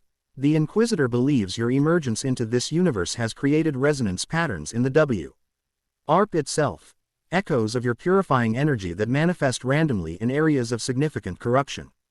Naruto absorbed this information, unsure whether to be disturbed or encouraged. So even when Hydra corrupts people trying to get to me, your very existence in this dimension provides a counterbalance, Serafina confirmed. It is as if the Emperor designed you specifically for this pure pose, to be an antithesis to warp corruption itself. The conversation paused as Lydia approached, having concluded her negotiations with the Fabricator General.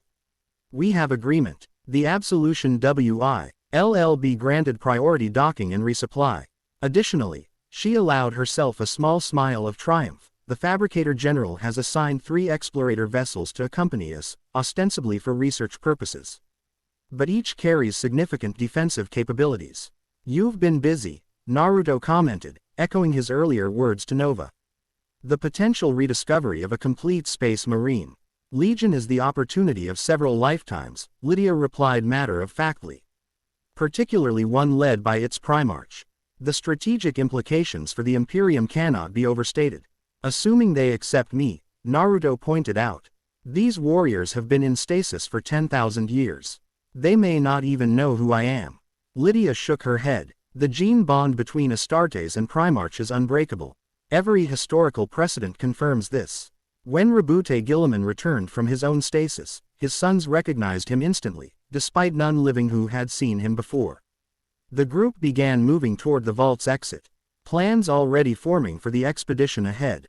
As they walked, Nova fell into step beside Naruto. The Inquisitor seems to have developed a significant interest in your well-being, she observed. A hint of something like jealousy coloring her mechanically enhanced voice. She's interested in what I represent for the Imperium, Naruto corrected. Strategic advantage, potential technology, political leverage. It's not personal. Nova's organic eye focused on him with unexpected intensity. You underestimate your impact on those around you. Your presence affects more than strategic calculations. Before Naruto could respond to this cryptic statement, they rejoined the larger group where Tesla was organizing the logistics of their departure. Servitors hurried past with equipment and supplies while tech priests interfaced with data terminals to coordinate the massive undertaking. The expedition will comprise 4 vessels, Tesla announced. The Inquisitorial ship Absolution as command vessel, accompanied by the Explorator ship's logical consequence, empirical evidence, and technological imperative. Total personnel: 3,872 including crew, Skitarii security forces, and research adepts. Quote, a small fleet, Serafina noted with approval. Sufficient to handle most threats we might encounter, yet not so large as to draw unwanted attention. The coordinates indicate a location beyond established warp routes, Lydia added. Navigation will be challenging. However, Naruto's presence should stabilize the warp in our immediate vicinity, making he journey safer than it would otherwise be. Naruto frowned slightly at being discussed as a warp navigation tool, but recognized the practical truth in her assessment. His ability to purify warp energies had already proven beneficial during the Omniscious Insight's journey to Metallica, reducing transit time by nearly 30% according to Synthetia's calculations. What about the 9-headed Hydra? He asked. It's still hunting me. If it detects our movement through the warp, it might intercept us before we reach my legion. A valid concern, Tesla acknowledged. However, analysis of encounter data suggests the entity requires significant manifestation energy to track you across interstellar distances. Our route will avoid populated systems and known warp storms, minimizing psychic emanations that could fuel its tracking capabilities. Satisfied with the precautions, Naruto allowed himself to feel genuine hope for the first time since arriving in this universe. The prospect of finding his legion, warriors bound to him by blood and purpose, represented not just military strength but a sense of belonging he'd been missing since leaving the elemental nations behind. 26 hours later, the expedition broke orbit from Metallica. From the observation deck of the Absolution, Naruto watched the forged world recede, its industrial splendor diminishing to a copper-hued star before disappearing entirely as the ship aligned for warp translation. The Absolution had been significantly modified since he'd last been aboard. Tech priests from Metallica had installed specialized equipment designed to interact with his unique energy signature, creating what Lydia termed a purification envelope around the vessel. The ship's Geller fields had been recalibrated to work in harmony with this envelope, theoretically allowing safer and faster warp travel than standard Imperial ships could achieve. Preparations for warp translation complete, announced a servitor's monotone voice through the ship's Vox system. All personnel secure for a Materium transition in 3 minutes. Naruto felt a presence join him at the viewport, Sister Serafina, her power armor exchanged for a simpler bodyglove that still managed to project militant discipline in every line. The tech priests believe this journey will take approximately 17 days, she informed him. Significantly faster than standard warp travel to such a remote location would require. Because of me, Naruto nodded. They've explained how my chakra creates some kind of purification effect in the warp around us. They speak of it in technical terms, Serafina noted. Energy resonance patterns, quantum stabilization fields, and other such mechanistic explanations. But I see the Emperor's design at work. A sun created specifically to bring order to chaos, purity to corruption. Naruto shifted uncomfortably. I'm still not entirely convinced I am what everyone thinks I am. A Primarch, a son of the Emperor, it's a lot to accept. Faith does not require complete understanding, Serafina replied, her voice softening slightly. Only acceptance of what evidence reveals. And the evidence of your nature is increasingly difficult to deny. The ship's engines hummed with increasing intensity as final preparations for warp translation completed. Naruto had experienced warp transit aboard the Omniscious Insight, but Lydia had warned him that the Absolution's modified systems would create a different experience, one that would draw more actively on his purifying abilities. You should prepare yourself, Serafina advised. The Inquisitor believes your conscious participation will strengthen the purification envelope during transition. Naruto nodded, centering himself and gathering chakra in preparation. The ship's countdown continued, tension building throughout the vessel as it approached the moment of translation. Warp translation in 10 seconds. 9, 8. Naruto closed his eyes, entering Sage mode to enhance his sensitivity to the energies around him. Through this heightened awareness, he could feel the ship's Geller fields activating, layers of protective energy designed to shield the vessel from the warp's corrupting influence. Beyond them lay the Immaterium itself, chaotic and malevolent, pressing against reality like water against a cracked dam. 3, 2, 1. Translation commencing. Reality tore. There was no other way to describe the sensation, a fundamental sundering of natural law as the ship crossed the threshold between real space and the warp. Naruto felt the transition like a physical blow, his chakra systems instinctively reacting to the sudden immersion in corrupted energy. Unlike his previous experiences, where his passive abilities had created a small bubble of purification, the Absolution's modified systems actively channeled his chakra outward, amplifying and directing it to create a much larger envelope of protection. The sensation was both exhilarating and draining, like trying to purify a toxic river by filtering it through his own body. Serafina watched with fascination as orange pigmentation appeared around Naruto's eyes, his irises transforming to golden horizontal bars characteristic of his Sage mode. Energy visibly radiated from his body, not the corrupted energies of the warp or the cold fire of psychic manifestation, but a warm golden light that seemed to push back against the very concept of corruption. Extraordinary, she breathed. I've witnessed sanctioned psychers channel warp energies, seen living saints manifest the Emperor's light. But this is something entirely different. Naruto didn't respond immediately, his consciousness partially extended into the warp itself, engaged in a constant process of purification. Through this expanded awareness, he could sense the Immaterium's true nature, not inherently malevolent as imperial doctrine taught, but corrupted over millennia by the emotions and desires of sentient beings. Beneath the corruption lay something purer, more fundamental, the original fabric of this dimension before it had been polluted. And within that purer substrate, he detected patterns, pathways, currents that flowed according to laws as immutable as those governing physical reality, merely operating according to different principles. I can see it, he murmured, eyes still closed in concentration. The warp isn't just chaos. There's structure underneath, patterns that make sense if you understand how to look at them. Dangerous knowledge, Serafina cautioned, though her voice held more curiosity than censure. The Inquisition teaches that such insights often precede corruption. It's not corrupting me, Naruto countered. If anything, I'm changing it, purifying a small section around us to reveal what it's supposed to be. The ship's Vox system crackled. Naruto Uzumaki, report to the navigation chamber immediately, came Lydia's urgent voice. Error experiencing unprecedented phenomena. Naruto opened his eyes, maintaining Sage mode as he followed Serafina through the ship's corridors toward the heavily shielded chamber where Navigator Sei Tethys maintained their sanctum aboard the Absolution. Crew members they passed stared in undisguised awe at the golden energy surrounding Naruto, many making the sign of the Aquila or whispering prayers as he passed. The navigation chamber's massive adamantium doors opened to reveal an amphitheater-like space dominated by a central dais where a shrouded figure sat within a specialized throne. Mechanical systems and arcane technologies surrounded the throne, monitoring and supporting the navigator's unique physiology as she guided the ship through the warp. Lydia stood nearby, conferring urgently with the navigator's attendants. She looked up as Naruto and Serafina entered, relief evident in her expression. There you are, she said. Navigator Tethys reports unprecedented warp conditions in our vicinity. The corruption levels have dropped to near zero, creating a phenomenon she describes as a clear channel through the Immaterium. I told you, Naruto replied.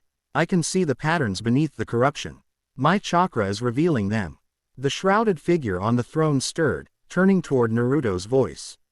Navigator Octavia Tethys pulled back her hood slightly, revealing an aristocratic face dominated by a third eye in the center of her forehead, the characteristic mutation that allowed navigators to perceive warp currents directly. You, she addressed Naruto, her voice carrying the distinctive accent of Terra's ancient navigator houses. You are changing the Immaterium itself, creating order from chaos, stability from flux. Naruto approached the dais cautiously, aware of the strict protocols surrounding navigators and their sanctums. Is that causing problems for our navigation? Problems? Octavia laughed, a sound of genuine delight. Young god, you have given me sight where before I struggled through blindness. The warp around us has cleared like fog burning away at dawn. I can see pathways that have been obscured for millennia. Lydia stepped forward, her expression intense. What exactly are you seeing, Navigator Tethys? Direct routes, uncorrupted passages through the Immaterium that follow logical patterns rather than chaotic eddies. Octavia's third eye glowed faintly beneath her partial hood. It is as if we travel through the warp as it existed before the birth of the Chaos Gods, before the war in heaven corrupted its fundamental nature.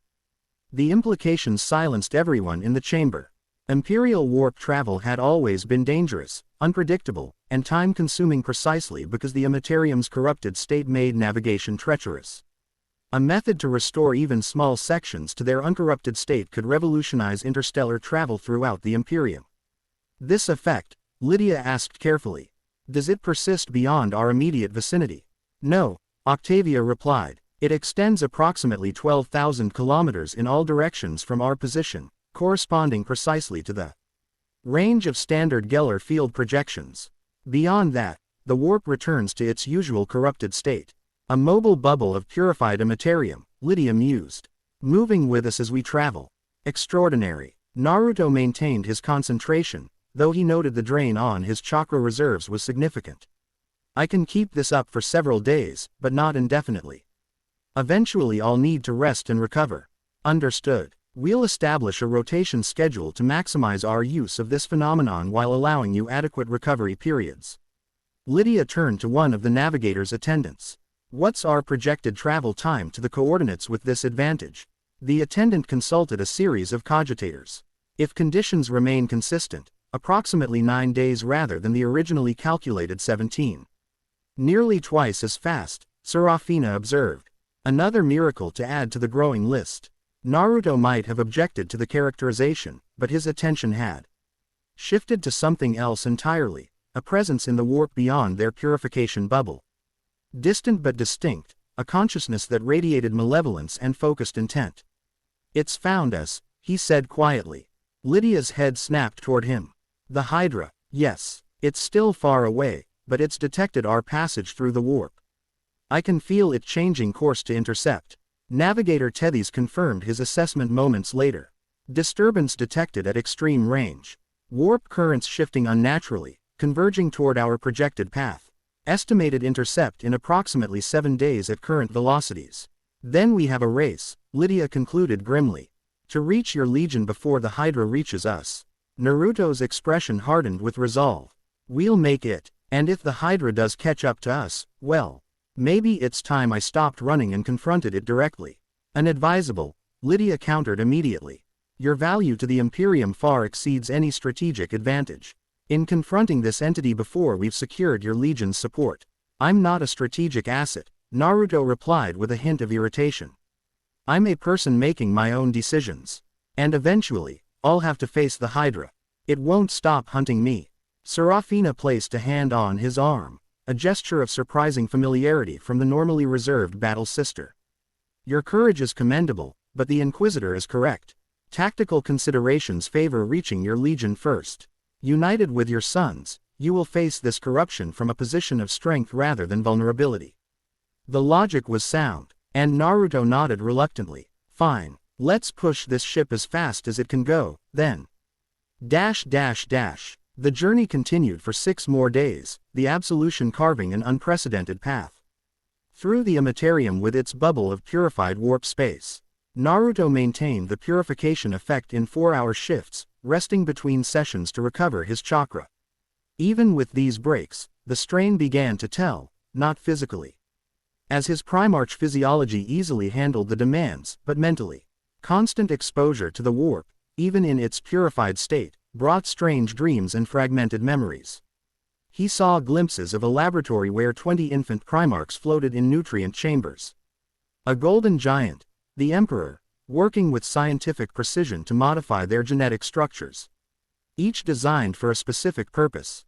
He watched his own creation, saw the Emperor incorporate unique elements into his genome specifically to interact with the warp in ways his brother Primarchs could not.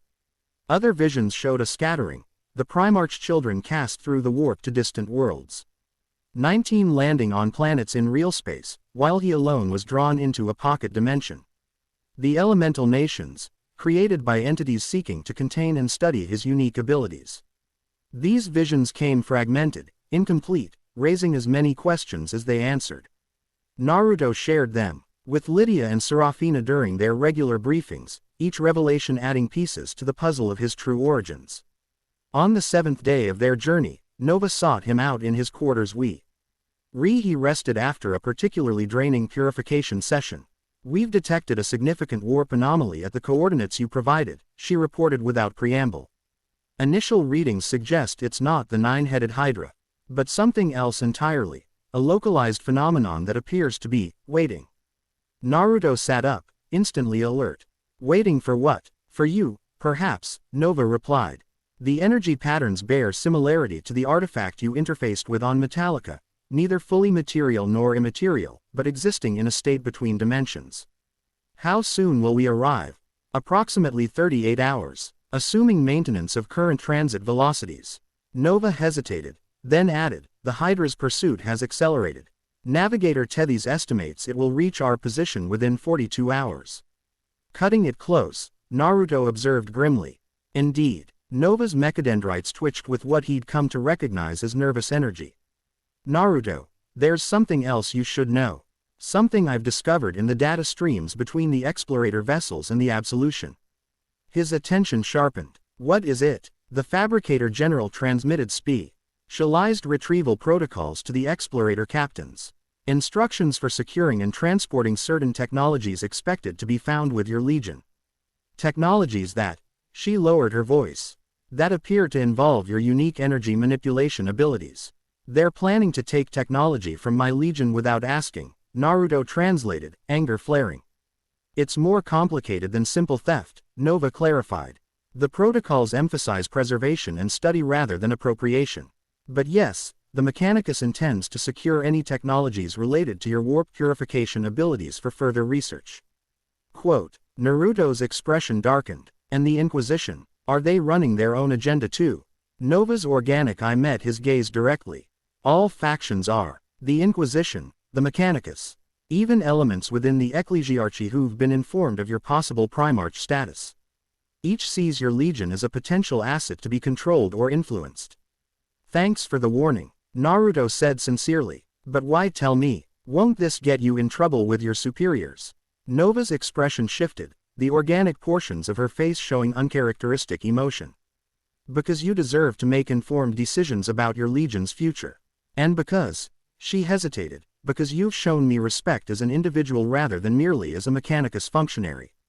Such consideration is rare in my experience." The moment stretched between them, carrying implications Naruto wasn't entirely comfortable addressing. Nova's behavior toward M had evolved beyond professional interest, but navigating the complex social dynamics of this universe, particularly with someone as unique as a tech priestess, remained challenging. "I appreciate your honesty," he said finally. "And your friendship." Nova inclined her head, accepting the word without comment, though a hint of disappointment flickered across her features. "I should return to my duties. The Fabricator General has requested hourly updates on warp condition analyses." After she departed, Naruto remained thoughtful, considering the web of agendas surrounding him and his yet undiscovered Legion. The Imperium of this era operated on layers of suspicion, competing authorities, and hidden motivations, a far cry from the unified leadership he'd helped establish in the elemental nations. His contemplation was interrupted by a ship-wide announcement. "All senior personnel report to Command Stratagem. Priority Alpha." Naruto hurried through the corridors, joining Lydia, Serafina, and several high-ranking officers in the Absolution's command center. Hololithic displays showed their current position in the warp and the rapidly approaching anomaly at their destination coordinates. "We've received transmission," Lydia announced as Naruto entered.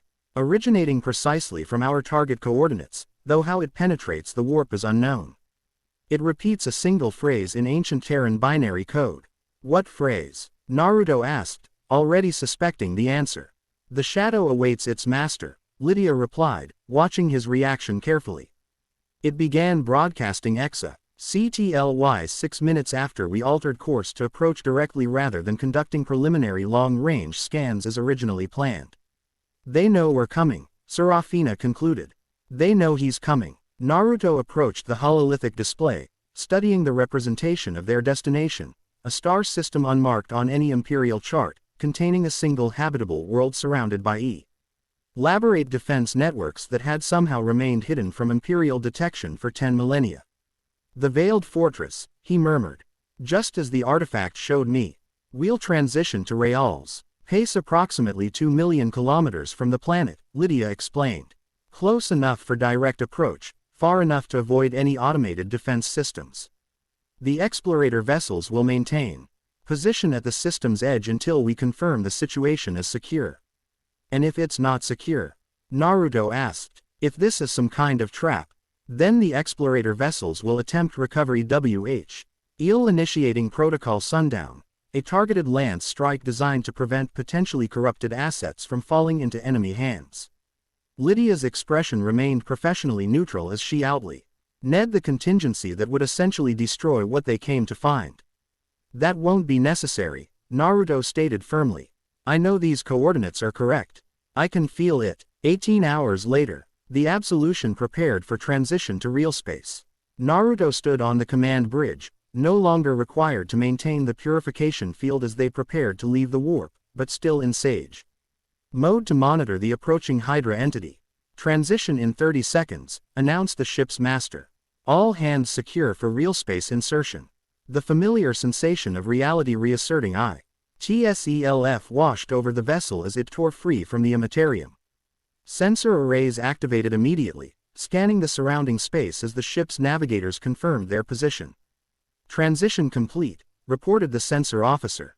Position confirmed. Target planet at 1.8 million kilometers, bearing 27 Mark IV. The main view screen activated, showing their destination, a world of startling beauty.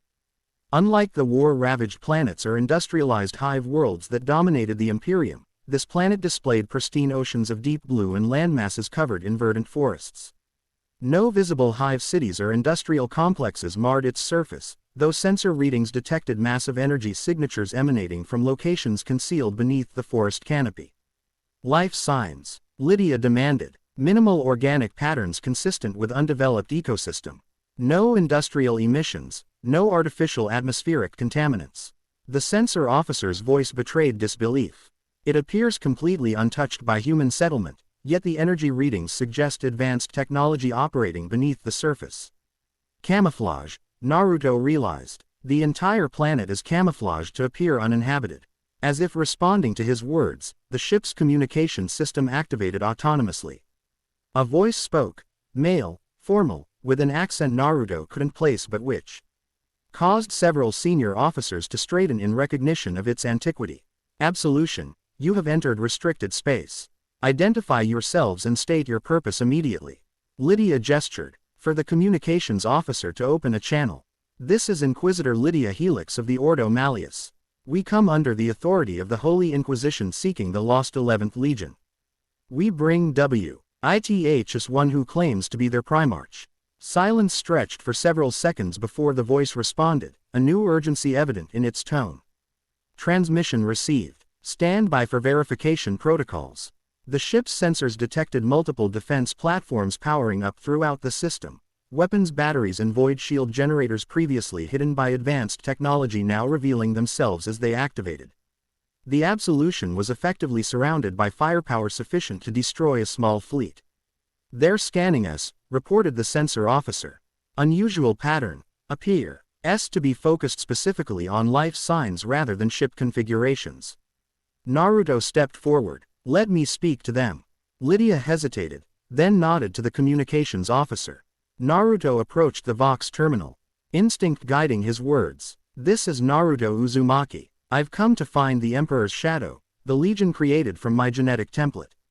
I know you've waited a long time, and I'm sorry for that. But I'm here now. Another silence, longer this time. Then the view screen changed, showing the face of a man whose features combined extreme age with the distinctive modifications of an Astartes warrior. His skull was mostly bionic, with only portions of his original face remaining, yet those portions bore a striking resemblance to Naruto himself, the same determined eyes, similar facial structure. Though weathered by thousands of years of vigilance. Gene pattern confirmed, the ancient warrior announced, awe entering his voice. After 10,000 years, the sage has returned to his shadow. Murmurs rippled across the bridge at this confirmation. Serafina made the sign of the Aquila, whispering a prayer of thanksgiving, while Lydia's expression revealed carefully controlled triumph. I am Praetor Cyrus Valerius, Lord Sentinel of the Veiled Fortress and Keeper of the 11th Legion's legacy, the warrior continued. We have maintained our vigil as the Emperor commanded, awaiting your return. You recognize me? Naruto asked, somewhat surprised despite everything. Your genetic pattern is engraved in our very cells, Lord Primarch, Cyrus replied. No, so, N of the 11th could fail to recognize his gene father, even after millennia apart. But more than that, we have preserved your teachings, your battle doctrine, your philosophy. The shadow has remained true to its purpose. My teachings, Naruto echoed, confusion evident. Cyrus's expression shifted subtly. You do not remember. The scriptures speak of this possibility, that you might return to us with memories obscured by your journey through the warp. It's complicated, Naruto admitted. I remember some things, but not others. I know I'm connected to this legion somehow, but the details are fragmented. Then you must come to the fortress, Cyrus declared. The restoration protocols were established precisely for this contingency. The legion's memory will restore what yours has lost. Lydia stepped forward, inserting herself into the conversation. Praetor Valerius, the Inquisition would request permission to accompany the Primarch to your fortress. The strategic implicatio, NS of the 11th Legion's return to the Imperium require official documentation and oversight. Cyrus's ancient features hardened. The Veiled Fortress has remained hidden from all Imperial authorities by the Emperor's own command. Our secrecy has been our survival. His gaze shifted to Naruto. What say you, Lord Primarch? Do these outsiders merit access to our sanctum? Naruto considered carefully, aware of the competing agendas at play. Inquisitor Helix and Sister Serafina have helped me since my arrival in this universe. Tech Priestess Nova has been honest with me about her superiors' intentions. These three may accompany me.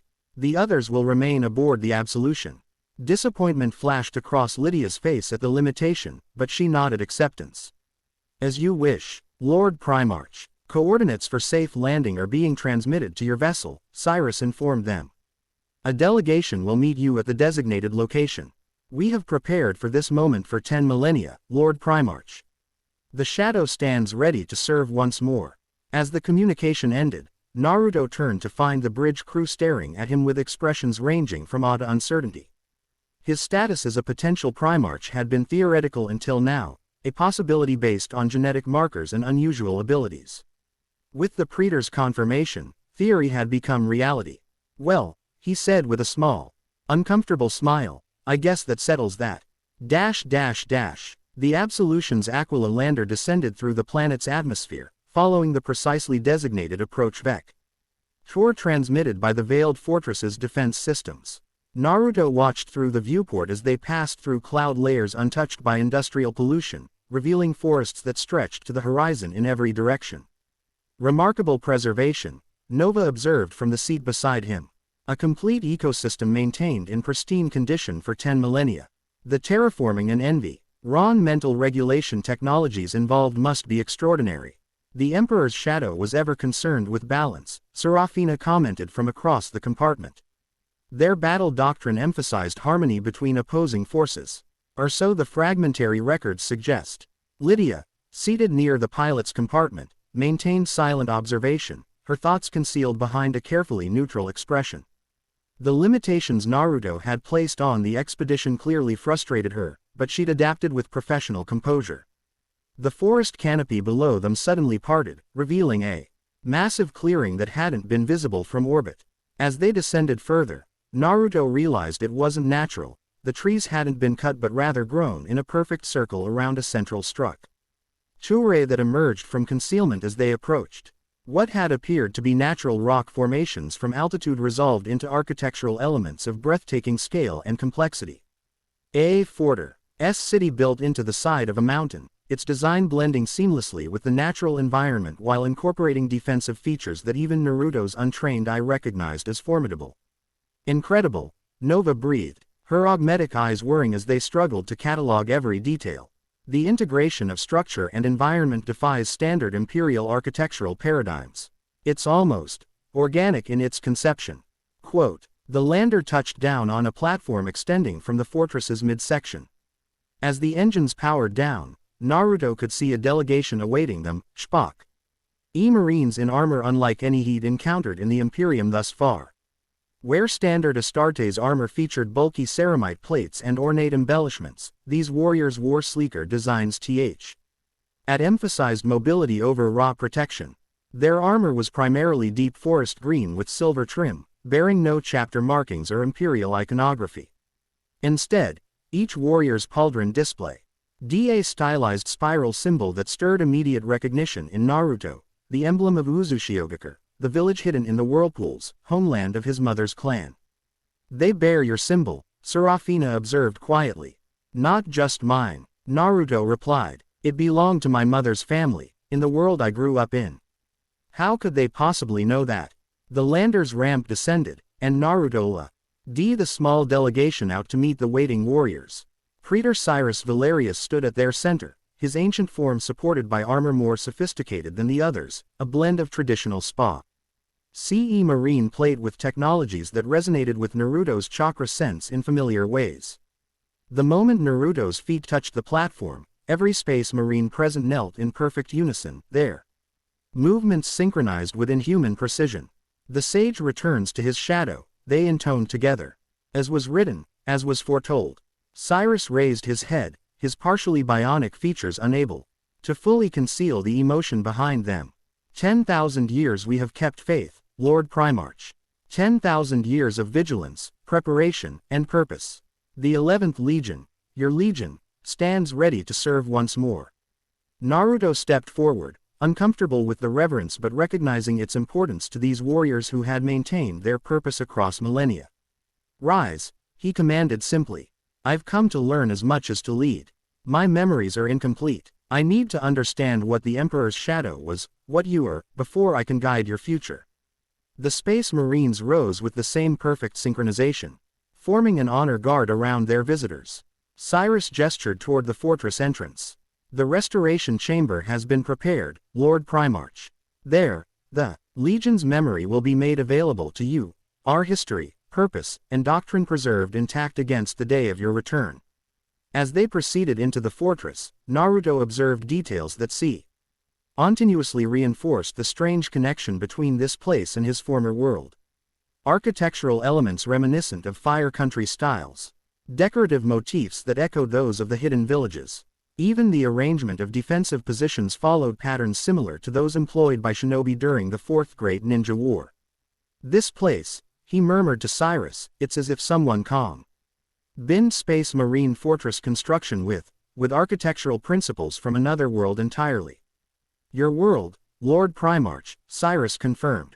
The veiled fortress was constructed according to your specifications before your departure. You instructed us to incorporate elements from your homeworld, believing they contained wisdom the Imperium had forgotten or never known.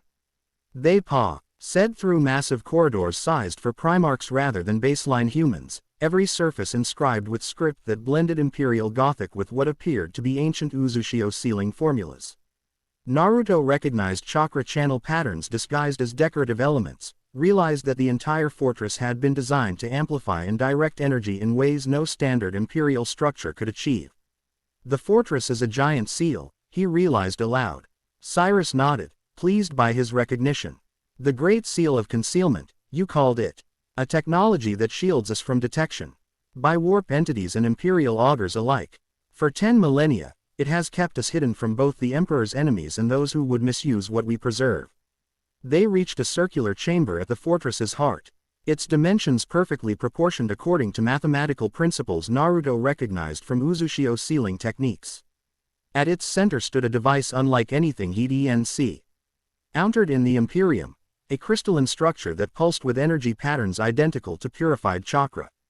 The memory crystal, Cyrus announced reverently. constructed from your specifications. Before you departed to confront the threat that forced our concealment. Within it resides the collective knowledge of the 11th Legion, preserved untainted by time or corruption. Naruto approached the crystal cautiously, his chakra responding to its presence, reaching out instinctively to connect with the energies contained within. What exactly does it do? It will restore what was lost, Cyrus explained. Your memories, knowledge, and understanding of your purpose. The crystal contains not merely information but experience, the combined wisdom of your original time with the Legion, preserved in pure energy state. Naruto glanced back at his companions. Lydia watched with poorly concealed eagerness, clearly hoping to witness information of strategic value to the Imperium. Serafina's expression conveyed religious awe, as if witnessing a sacred miracle. Nova's augmetic eyes recorded everything, but her organic features showed genuine concern for him as a person rather than merely as a subject of study. Will it hurt? Naruto asked with a half-smile, attempting to lighten the moment's gravity. Pain is irrelevant to purpose, Cyrus replied seriously. But no, Lord Primarch. The process is not described as painful in the texts.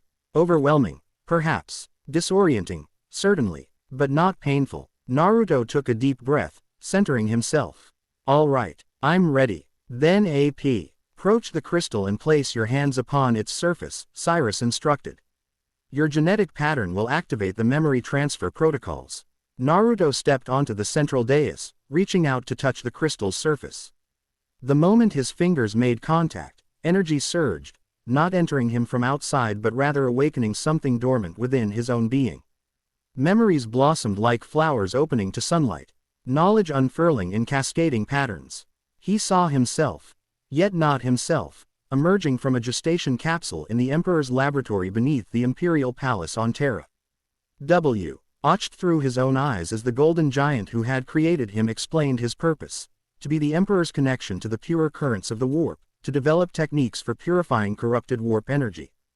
To create pathways through the Immaterium that would free humanity from its reliance on navigators and their mutation. The memories accelerated, showing his training alongside brother Primarch's. His unique development of techniques that blended warp manipulation with the precision of martial disciplines. He saw the creation of his Legion, space marines forged from his genetic temp. Late but modified to channel energy in ways no other Astartes could achieve. The Emperor's shadow, they were called. Warriors who operated beyond conventional military doctrine, masters of stealth and asymmetric warfare who could strike from the Immaterium itself, appearing where enemies least expected, vanishing before retaliation could be organized. Then came darker memories, a discovery made during the Great Crusade, evidence that certain warp entities were specifically targeting his Legion, seeking to corrupt their unique abilities.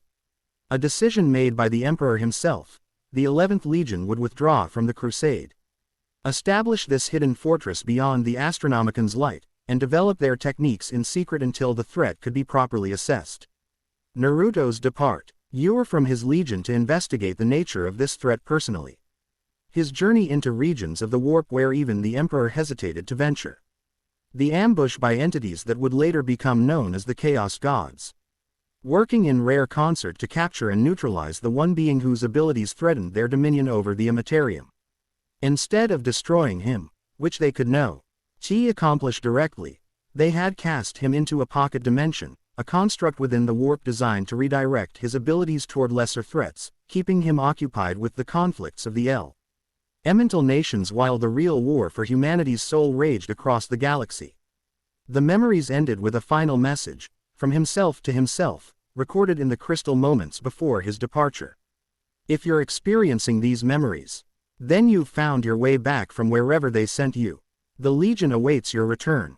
The Emperor foresaw this possibility, that you would eventually break free and find your way home. The great enemy will sense your return and move against you. Be ready. Trust in the techniques we've developed. The shadow exists to serve the light. Naruto withdrew his hands from the crystal, staggering slightly as his consciousness fully returned to the present. The memories integrated with his existing identity, not replacing his experiences in the elemental nations but contextualizing them. Showing how they fit within the larger pattern of his existence. I remember, he said quietly. Not everything, but enough. I understand what I am now. What we are. Cyrus bowed deeply. The sage returns to his shadow. The circle is complete. Naruto turned to face his companions, his expression transformed by new understanding and purpose. The uncertain refugee Ho had stumbled into the Imperium weeks ago had been replaced by something more definite, a Primarch who understood his role and capabilities. Inquisitor Helix, he addressed Lydia formally. You Su, GHT strategic assets for the Imperium's war against chaos. I can now tell you with certainty, the Emperor's shadow was created specifically to combat the corruption of the warp. My legion possesses techniques and technologies designed by the Emperor himself for that exact purpose. Lydia struggled to maintain her composure in the face of this confirmation. Then you will return with us to Imperial space. Place your legion at the Imperium's disposal. Yes and no, Naruto replied carefully. We will serve the Imperium's true purpose, humanity's protection and advancement. But we will operate according to our own doctrine, not as subordinates to existing Imperial authorities. He turned to Cyrus. How many of our brothers remain in stasis? 9,742 battle brothers await reactivation. The ancient praetor reported, plus support personnel, specialized operatives, and auxiliary forces. The full strength of the Emperor's shadow, preserved exactly as you left us. And our vessels, our equipment, all maintained in perfect operational readiness, Lord Primarch. The Great Seal preserved everything against entropy and decay. Naruto nodded, satisfaction evident in his posture. Then we have work to do. The first priority is dealing with the nine-headed Hydra. It's still tracking me through the warp, and will reach this system within approximately 36 hours. The corrupted Biju, Cyrus recognized immediately, drawing surprised looks from the Imperial visitors. Your message warned us of this possibility, that entities from your prison dimension might follow you back. Twisted by warp exposure. You know about the Biju?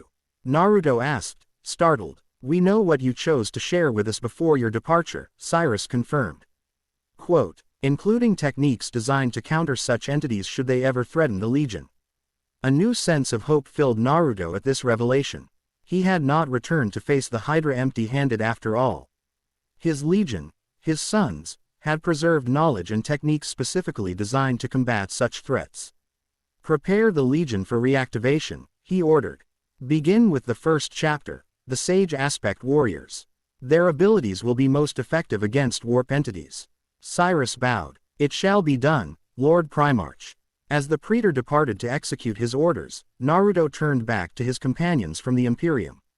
Their expressions reflected varying degrees of awe and calculation as they processed the implications of what they had witnessed. So it's true, Serafina breathed. You are the Emperor's son, the lost Primarch of the 11th Legion. Return to us in humanity's darkest hour. I am Naruto Uzumaki, he replied firmly. Son of Minato Namikaze and Kushina Uzumaki, shinobi of Konohagakure. And I am the Primarch of the 11th Legion. Both are true. Both are me. Nova stepped forward, her augmetic eyes dimmed to their lowest setting in what he recognized as her attempt to appear less machine. More human. What happens now? The Adeptus Mechanicus will not simply accept the existence of technologies outside their understanding or control. Nor will the Inquisition permit a full-space Marine Legion to operate independently, Lydia added, though her tone suggested negotiation rather than opposition. Naruto smiled, a genuine expression that transformed his features from stern Primarch to the charismatic leader who had unified the shinobi world. Now, he said, we prepare to face the nine-headed Hydra. After that, we'll negotiate the Emperor's shadow's place in the modern Imperium. One challenge at a time. He gazed around at the chamber that embodied both his past and future, feeling truly at home for the first time since arriving in this universe. The Emperor's shadow, his legion, his sons, his legacy, had waited 10 millennia for his return. He would not disappoint them. The shadow exists to serve the light, he repeated softly. And the light has returned. Chapter 3 End. The end. I hope you enjoyed this episode. Remember to subscribe and like this video. See you in the next video.